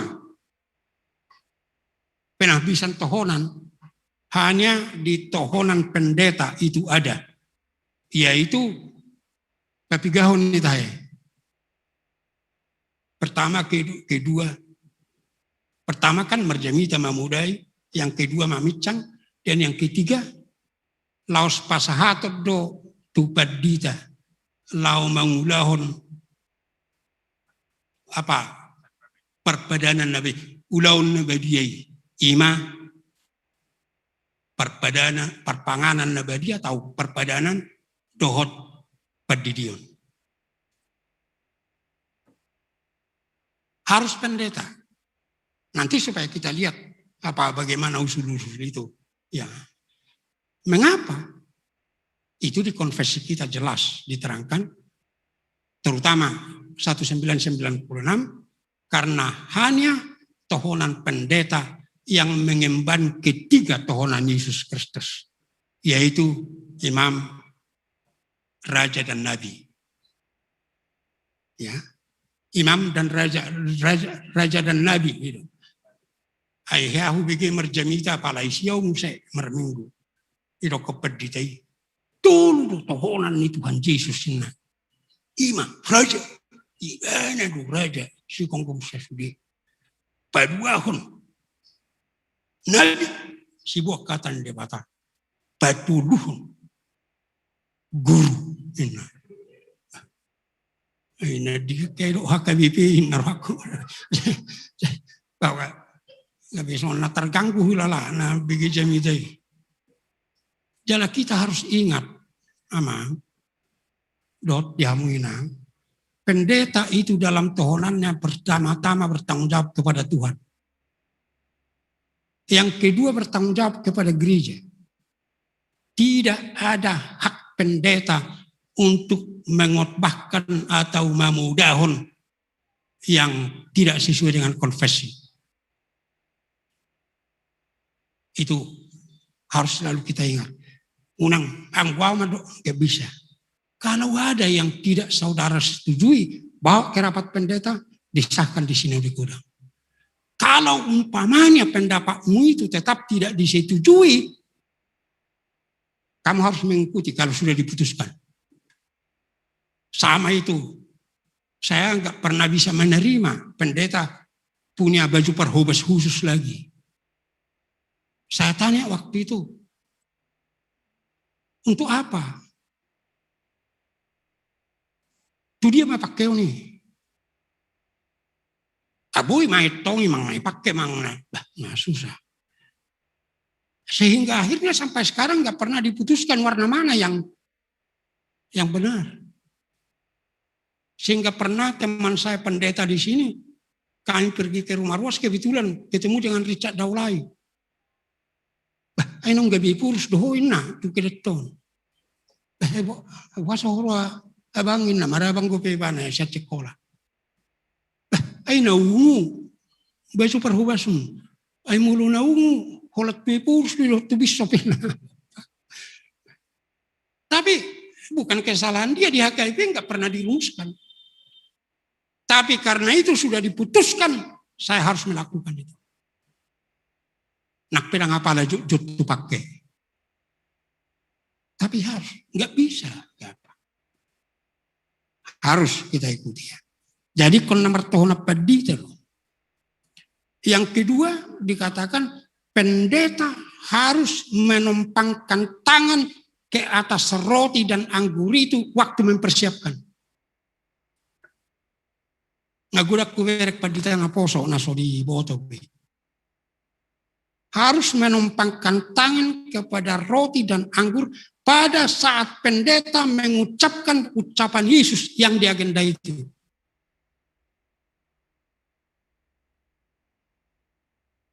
Nah dong, perubahan nih roti.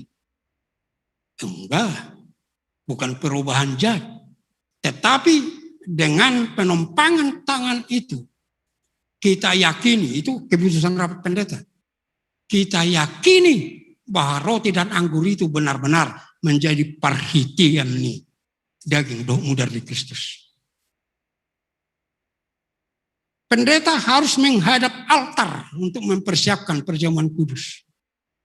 Idona anak singgung pendeta bicara. Harus menghadap altar. Waktu saya menjelaskan ini di seminar di Pekanbaru, waktu Eporus Darbin, beliau langsung agak kurang enak sebenarnya waktu. Beliau langsung mengatakan, "Anggoi si hatado pe. Ai nai situ dalan ni padita mulu para dehon perjamuan kudus. Ruas do dalan na. Langgatan do dalan na. Udok, maaf. Diopui, memang rapat pendeta tidak pernah membicarakan isi situ dalan na. Tapi rapat pendeta membicarakan tu dia ibana mengaduk. Ikom mengaduk langkatan do. Daknya memang ihatai sisi tu dal honolna. Tidak pula hata muna irapo padita. Tidak pula perlu hata ni sisi tu dalan ni padita. Adak somal padita manudali niko. Alai mengaduk pon hati. Jadi adonggo de basyak kita itiyo buti roti idungi iterterhom matujuloni ruas inlay mana buti ujungnya dakson na yageday biro gabeson natik ki mangalian roti do anggurina maiso apala dosi ikotong na yageday do itulah HKIP ya HKIP. Nanti saya akan bicarakan bagaimana di pandemi ya. Yang berikut diputuskan roti itu harus menggambarkan pemecahan roti. Yang saya ikuti di Jerman pun kalau mereka perjamuan kudus lebih banyak mereka langsung memegang roti yang besar itu. Itu yang dipongkoli. Hanya untuk menggambarkan dungi dipongkoli Yesus mah. Harus menggambarkan alanido daksi pakeo kamu kamang hosti marulon lebedia HKBP.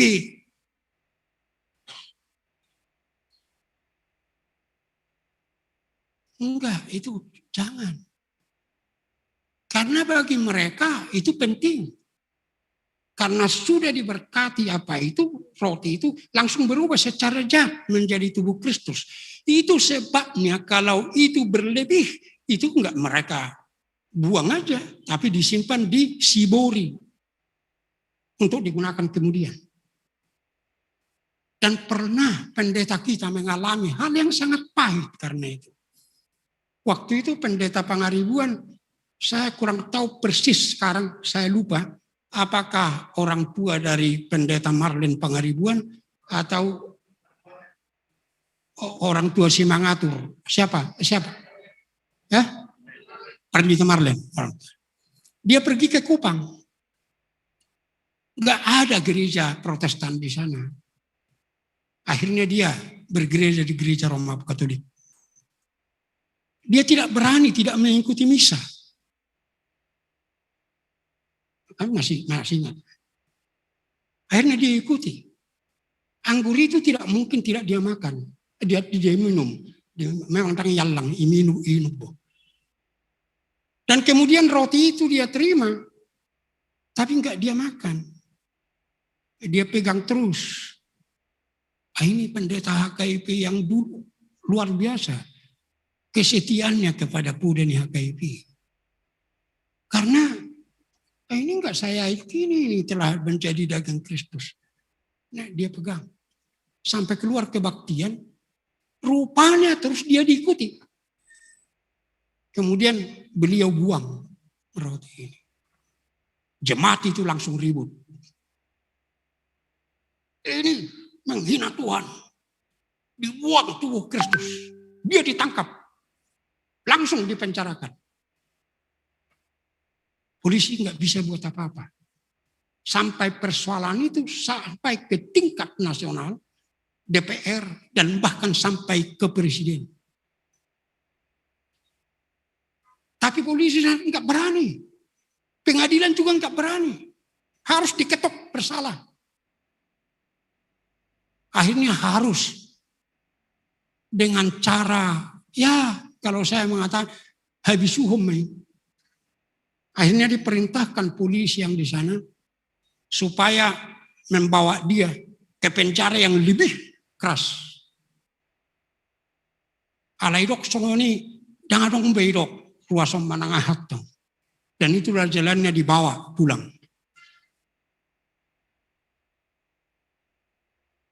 Supaya kita mengerti pemahaman mengenai perjamuan kudus itu tidak terlalu mudah.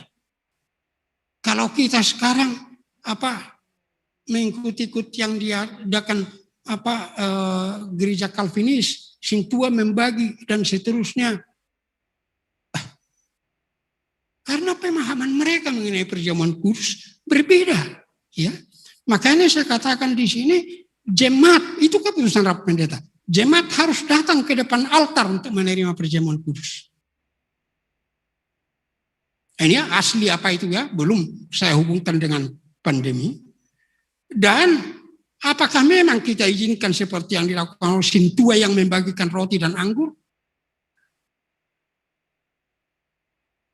Waktu pernah saya jelaskan ini di satu gereja, waktu itu saya masih purus. Di dalam mereka bikin pertemuan kecil antara jemaat dengan saya. Nah kemudian setelah saya jelaskan, karena mereka melakukan begitu. Nah kemudian salah seorang dari mereka langsung mengatakan kepada saya, seorang bapak-bapak, "Molo songoni anu dah pelilik kuma ini." Sampai huruf rupanya, "Ai bado huwa mang mulu makatai tu paditam." Ai bahorwa ini. Barang ini huruf alusi, so bado makatai tu paditam. Ai bah ini. Ay gari tuwe purus nga songoni ho makatay labuha man ang tupad ditan. Ay naitok ko do si suru-suruan mo.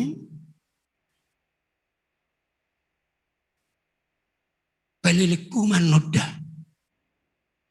Kalau memang itu alasannya saya bilang, makanya Dr. Walter Lemp waktu kami masih tingkat 2 dia pernah mengatakan, "Angko dihalak Batak, umarga do mudar ribabi yang mudar di Tuhan Yesus." Waktu itu saya langsung bereaksi.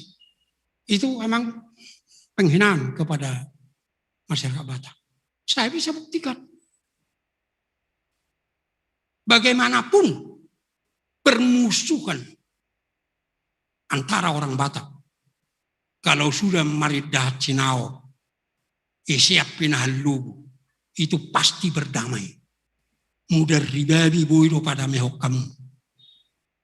Tapi siapa masyarakat Batak yang bisa didamaikan darah Kristus?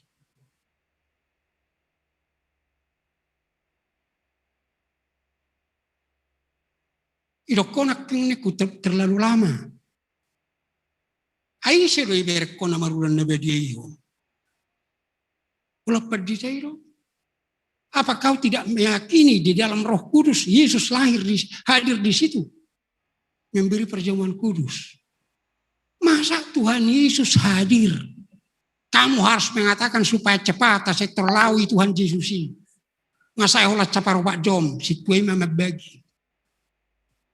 Padahal kalau saudara memotong anjing atau memotong pinahan lubu, berkumpul-kumpul dengan temanmu dari pagi sampai sore, kalian bisa.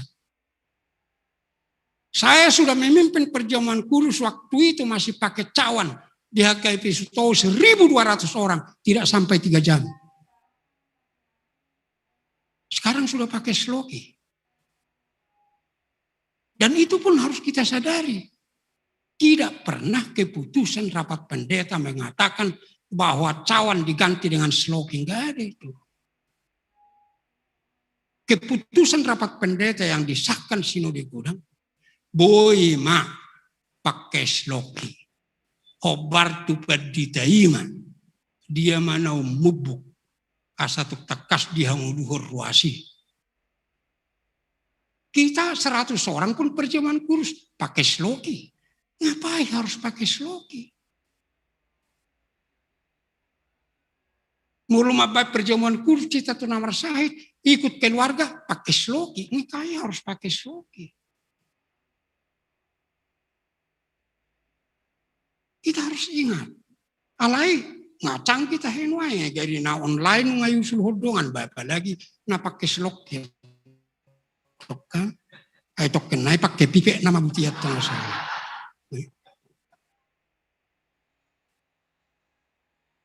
Dan yang kedua, pernah itu dibicarakan di rapat pendeta waktu unangiter hamu mulu solomoro hamu nama begi.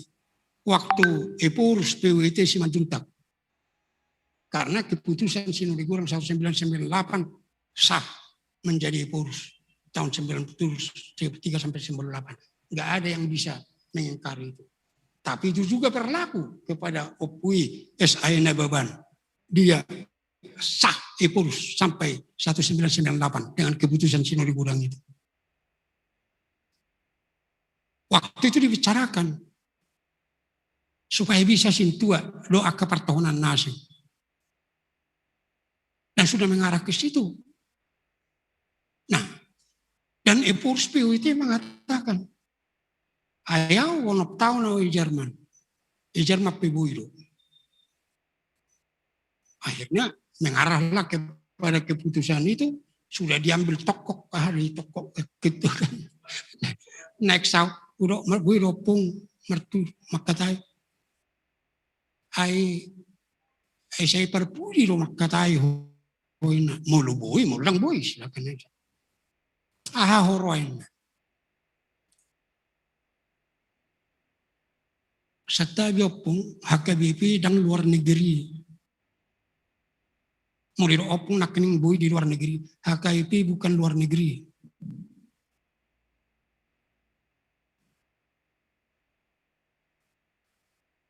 Serta biopung. Dan yang kedua, kita baca saja pada tohonannya kepertohonan ini. Hanya kepada tohonan pendeta diberi tugas itu. Makanya harus pendeta yang memimpin dari awal sampai akhir. Enggak ada itu di tohonan Sintua, enggak ada itu di tohonan Guru Ria. Dan jangan kita berpikir supaya terlalu lama, apalagi dalam masa pandemi sekarang ini. Sekarang saya masuk. Saya bilang tadi tidak akan saya jelaskan semua nanti terlalu panjang. Bagaimana perjamuan kudus dalam pandemi COVID-19 ini? Pertama, bagi saya harus kita tanyakan apa itu COVID-19 itu.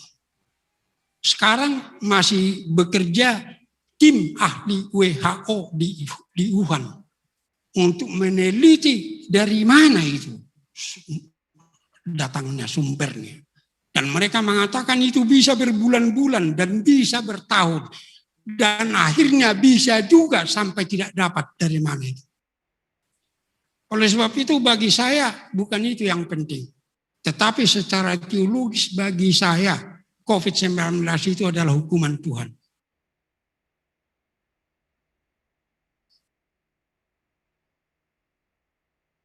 Karena dosa manusia sekarang ini sudah luar biasa. Yang menyangkut semua ke-10 hukum itu. Datang hukuman Tuhan. waktu saya ikut menirukan kepada semua orang percaya dimanapun. Karena saya nggak berani lagi menirukan kepada jemaat HKBP. Sutungi tegora udah behakmu bawa marai sutungin lain neraku. Kepada seluruh orang percaya.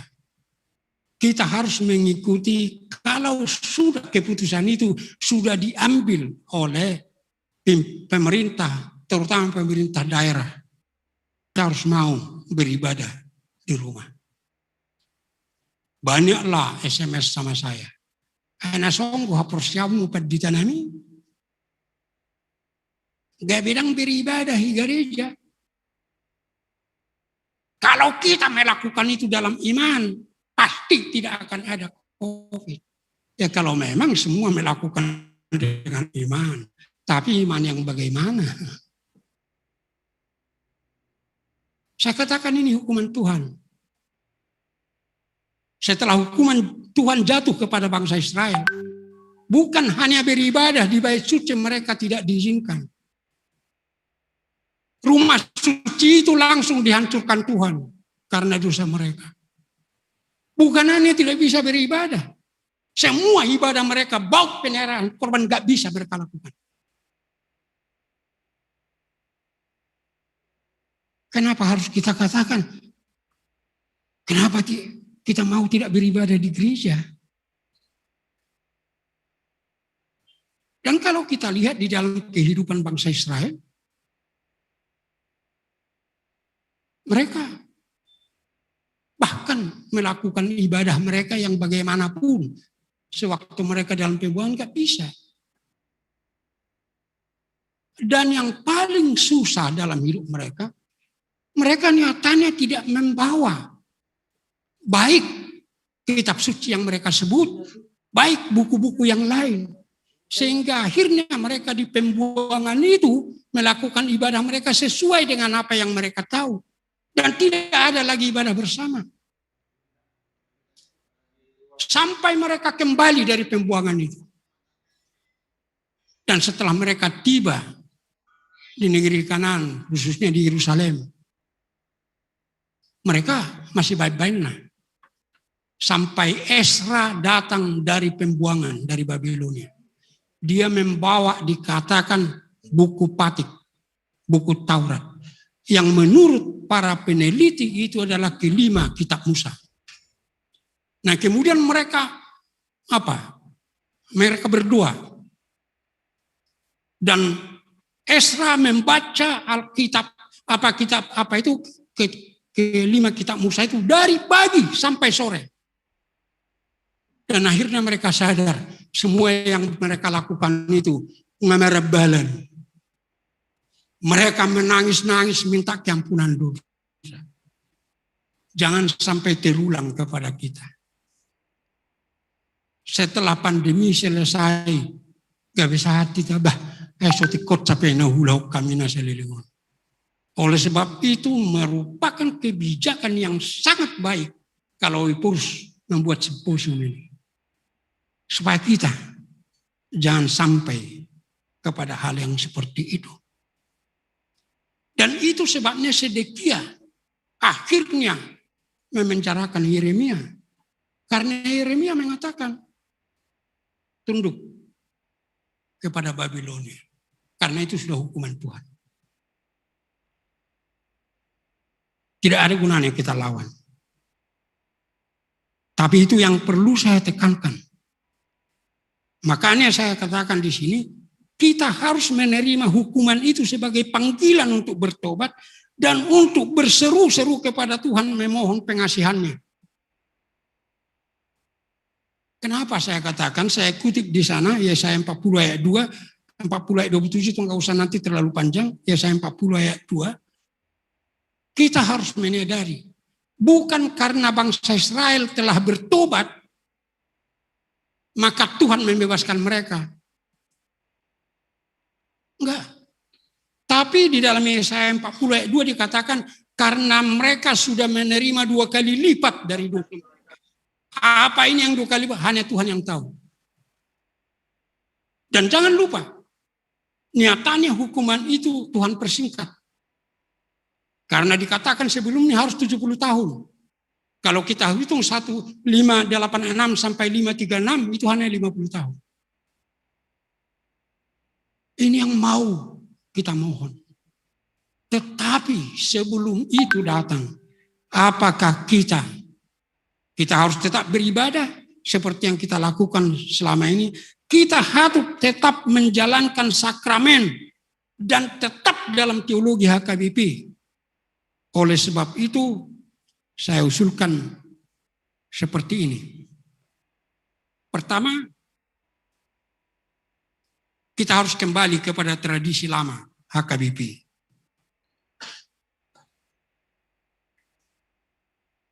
Yaitu 2 kali 1 tahun. Pada Jumat Agung dan Natal.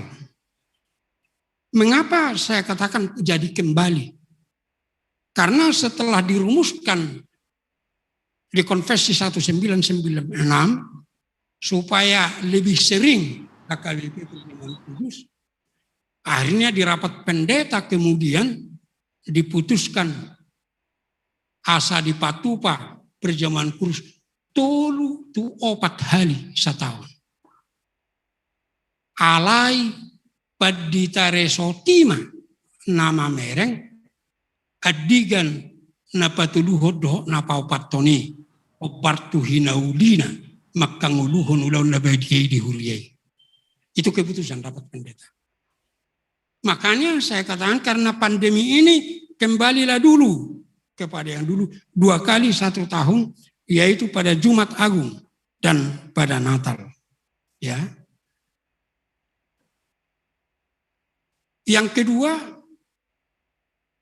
supaya pada Jumat Agung itu dan pada Natal itu dipusatkan kepada ibadah perjamuan kudus. Itu yang berikut.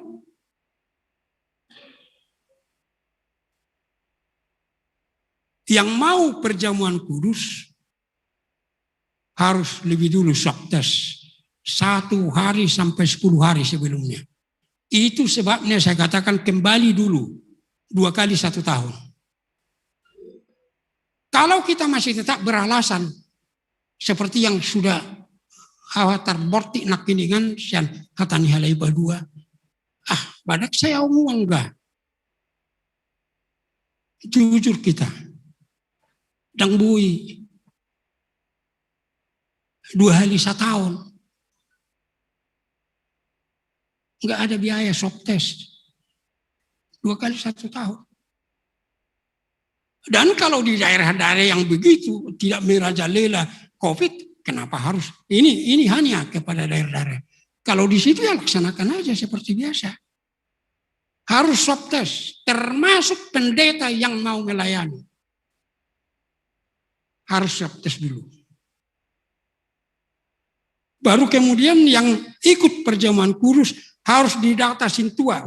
Saya bilang kerjasama, jangan sintua, harus semua yang sintua yang di gereja itu kerjasama.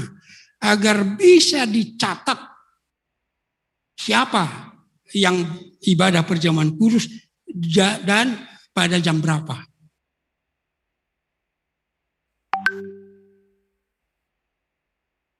Harus benar-benar dicatat. Nah kemudian bagaimana caranya? Pukul 8 pagi kebaktian Jumat Agung sesuai dengan apa yang ada di agenda kita. Ya, tetapi itu dilaksanakan kebaktian itu ya pada jam 8 pagi. Nah, kemudian langsung disambung dengan perjamuan kudus yang sesuai dengan pengaturan Sintua. Sudah ada daftarnya di sana. Siapa yang ikut? Tentu yang datang ke sana bisa mengikuti kebaktian hanya yang sudah didaftar oleh Sintua. Ya. Dan harus diingat, harus tetap melakukan protokol kesehatan baik pada waktu datang ke depan. Berjarak aja, maju ke depan, berdiri di depan juga dia berjarak. Ya. harus tetap menjaga jarak. Gelombang kedua masuk jam 11. Dan pada jam 11 itu hanya langsung agenda perjamuan kudus. Tidak ada lagi agenda apa. Oleh sebab itu diserukan kepada anggota jemaat yang mengikuti kebaktian itu live streaming. Itulah yang bisa mengikuti kebaktian perjamuan kudus di gereja.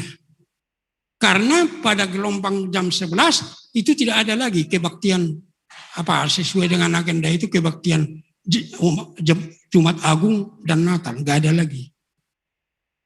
Ya.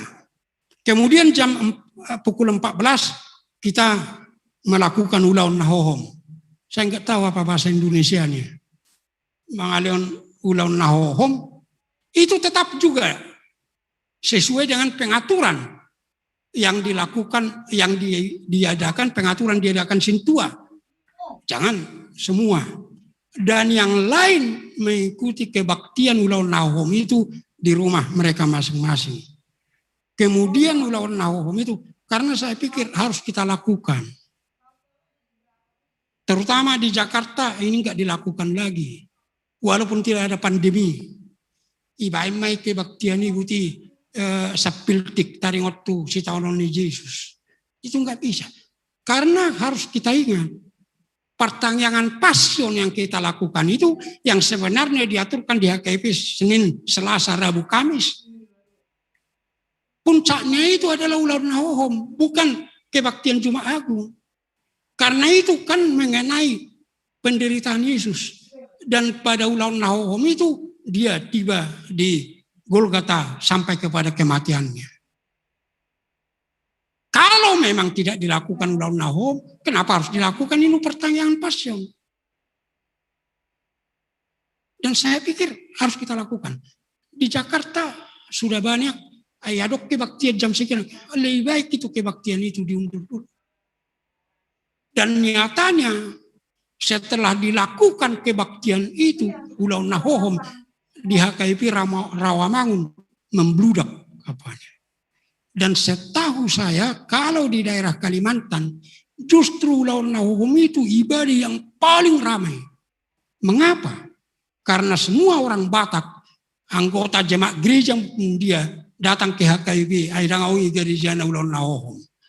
Alamasiholo ulau nahom ada. Langsung dilanjutkan dengan perjamuan kudus tetap dalam cara yang sama. Kemudian pukul 17 gelombang keempat. 17 gelombang keempat juga sesuai dengan pengaturan Sintua, juga sesuai dengan protokol kesehatan. Dan kemudian kalau perlu dilakukan gelombang berikutnya pada jam 19 malam.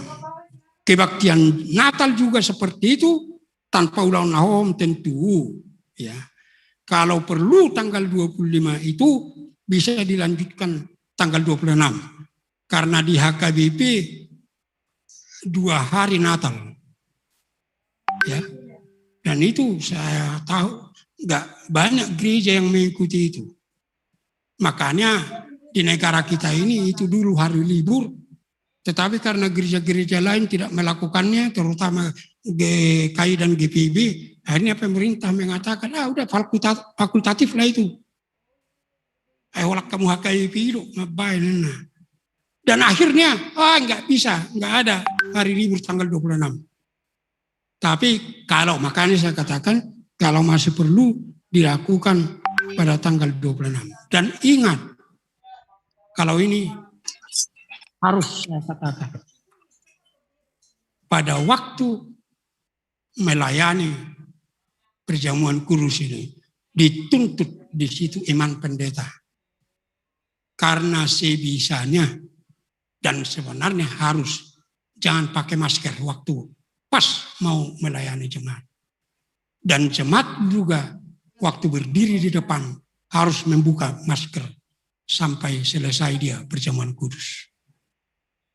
Ini hanya mungkin dilakukan walaupun tetap berdasarkan protokol kesehatan. Kita yakin ya, apalagi kalau sudah selesai vaksinasi. Dan jangan lupa, vaksinasi saja tidak jaminan bahwa kita terbebas dari COVID. Itu jelas dikatakan para ahli dan pemerintah kita. Oleh sebab itu harus, kalau Dr. Richard tadi mengatakan bisa saja pandemi datang lagi. Ya bisa saja, tapi yang perlu kita hadapi yang sekarang ini. Karena kita bicarakan yang sekarang ini, karena terjadi pada sekarang ini. Kenapa harus kita bayang-bayangkan ada lagi pandemi yang lain supaya kita bikin lagi sikap? Enggak, kalau datang nanti toh hukuman Tuhan lagi, baru di situ nanti kita bicarakan, saya pikir. Tapi yang sekarang harus kita bicarakan dulu bagaimana menghadapi. Itulah usul saya bagi semua HKBP yang saya hormati dan saya yang kasihi, terutama kepada saudara-saudara pendeta. Shalom, Tuhan memberkati.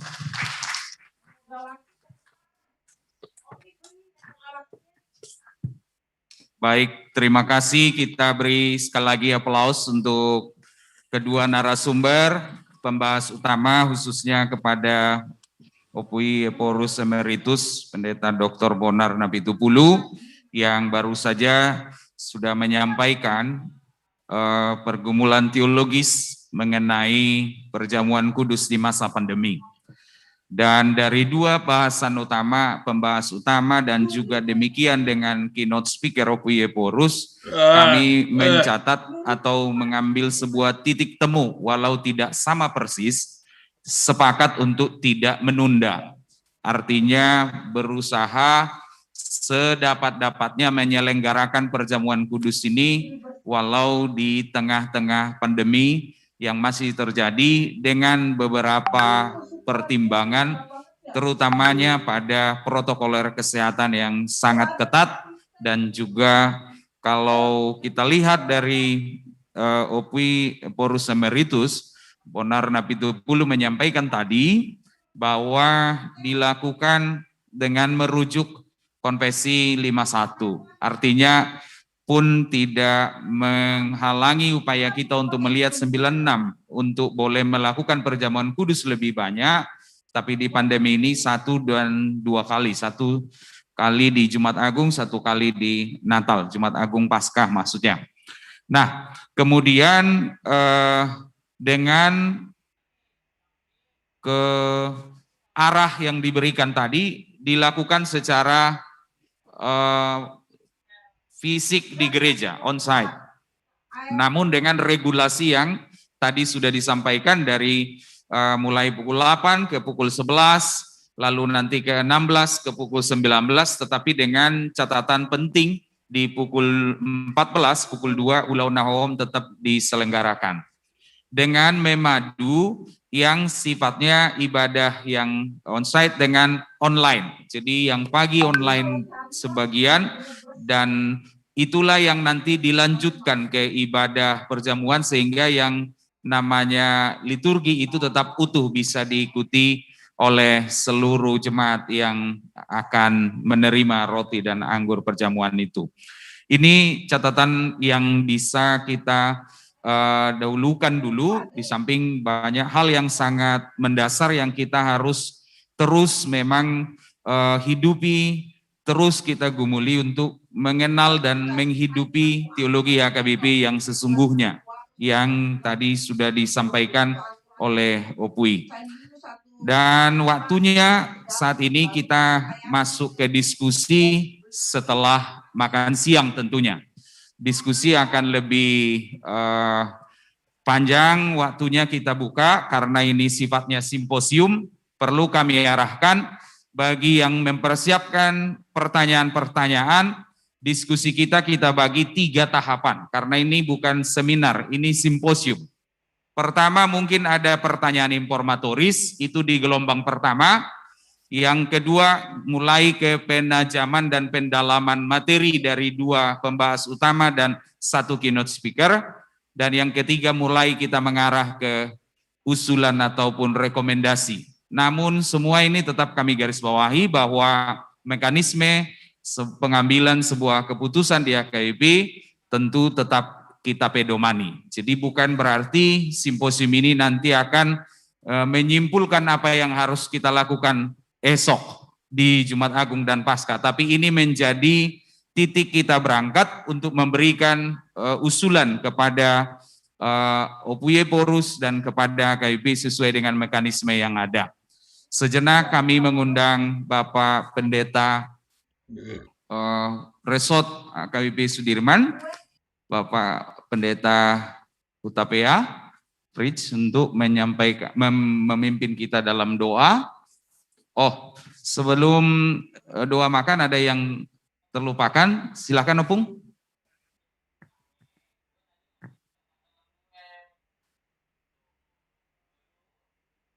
Ada lupa sedikit saja, artinya kalau ada yang benar-benar tidak bisa datang ke gereja, itu harus dilayani. Seperti yang biasa dilakukan. Oleh sebab itu saran saya, itu lupa saya tadi juga mengatakannya, saya nggak tahu kenapa melompat. Seperti gereja Sudirman ini umpamanya. Nggak usah lagi, kalau itu diikuti untuk khusus perjamuan kudus ya. Bukan lagi 21 yang duduk di bangku itu, tapi 32. Saja dulu. Saya yakin seperti gereja Sudirman itu bisa 32. Nanti yang di samping dan di atas dihitunglah seperti itu gitu. Tapi jangan lagi 21, nanti terlalu sedikit orang, tapi 32 ya. Dan oleh sebab itu saya pikir seperti di Sudirman ini atau di gereja lain juga, kalau ada 2 pendeta di sana seperti di Sudirman ini, saya pikir sudah cukup 2 melayani di gereja, 2 lagi melayani ke rumah yang benar-benar tidak bisa datang perjamuan kudus. Selain dari yang sudah kena COVID. Kalau karena kena COVID dia ya apa boleh buat, ditahan dulu lah, artinya jangan perjamuan kudus.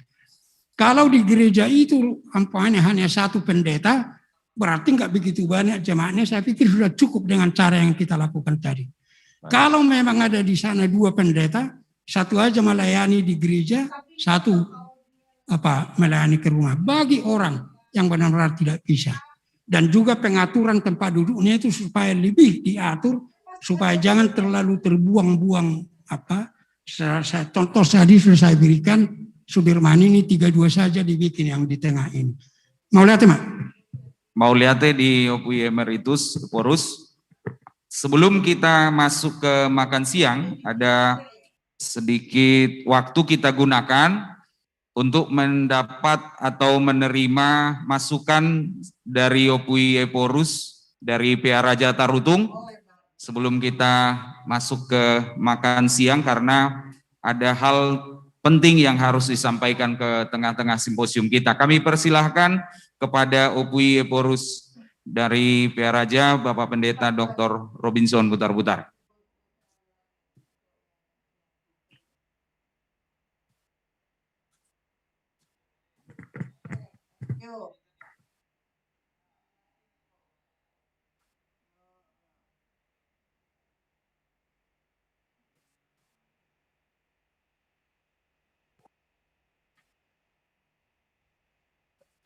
Masih mute, Setabi Opung.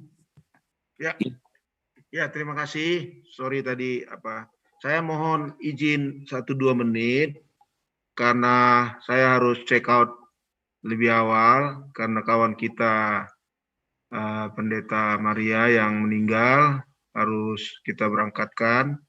Saya nanti sekitar jam 1 harus ke pengubusan untuk mewakili kita memberangkatkan yang kita kasihi. Mohon izin OPUY Porus Napitupulu untuk apa yang mau saya sampaikan sebentar.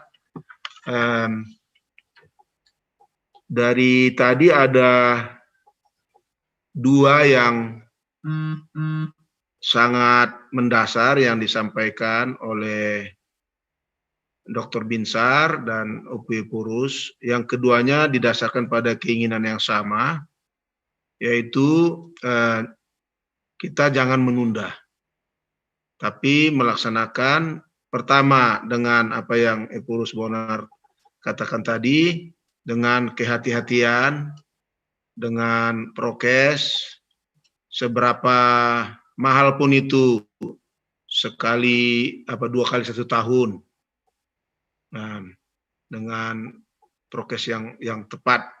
Terus yang kedua dari Mang Dr. Binsar, bisa online, tapi dipersiapkan dengan baik. Nah, untuk yang OPW Purus sarankan itu, bolehlah kita catatkan tambahan penting yang mengatakan seandainya keselamatan dari peserta dan pelayan ibadah perjamuan kudus itu dibahayakan, sebaiknya jangan. Karena kita pro kehidupan. Jadi diusahakan sedemikian rupa sehingga tidak ada ancaman bagi kehidupan. Kita memang butuh keselamatan dari perjamuan kudus, tapi kita juga harus menyelamatkan kita dari pandemi ini. Nah, satu lagi yang mungkin bisa dicatatkan nanti dalam diskusi, tapi masih belum bisa merupakan keputusan dari simposium, adalah apa yang bisa kita bicarakan nanti di rapat pendeta, dan Sinode Godang yang harus mengesahkannya, ialah pertanyaan. Jika kondisi COVID terus-menerus dan terulang, apakah kita bisa mengatakan di dalam pernyataan iman konsep bahwa dalam kondisi seperti itu, imamat am orang percaya bisa digunakan untuk melaksanakan perjamuan kudus. Survei dulu. Kalau bisa berarti kita tidak terlalu fokus pada ibadah di gereja, tetapi kita fokus kepada pentingnya perayaan pengampunan dosa yang dilayankan tidak harus oleh pendeta. Nah, itu sekarang belum bisa. Saya sebagai Epurus pun nanti belum bisa membuat surat kepada jemaat untuk melakukan itu. Tapi harus melalui rapat pendeta. Apa kata rapat pendeta nanti dan apa kata Sinode Godang, itu kita tunggu. Tapi kita harus berani dalam suasana baru. Kita harus berani mengambil pemahaman teologis yang memang tetap berdiri di atas ajaran kita, yaitu imamat tam orang percaya. Yang pada baptisan kita izinkan, tapi di sini belum. Kira-kira begitu, nanti kalau bisa itu diperdebatkan. Demikian tambahan dari saya untuk kawan-kawan pergumulkan nanti. Seandainya nanti di jalan saya bisa mengikuti, saya akan mendengar, tapi kalau tidak bisa, saya akan fokus untuk memberangkatkan kawan kita yang kita kasih. So ini masih anak ketua nami. Mulai. Kami di catatan Macayarga Situtu di lanjutan ni simposium ta dohot di panatapata tujuluan non lao mangaleon rumusan sian simposiumon tu huriai HKBP.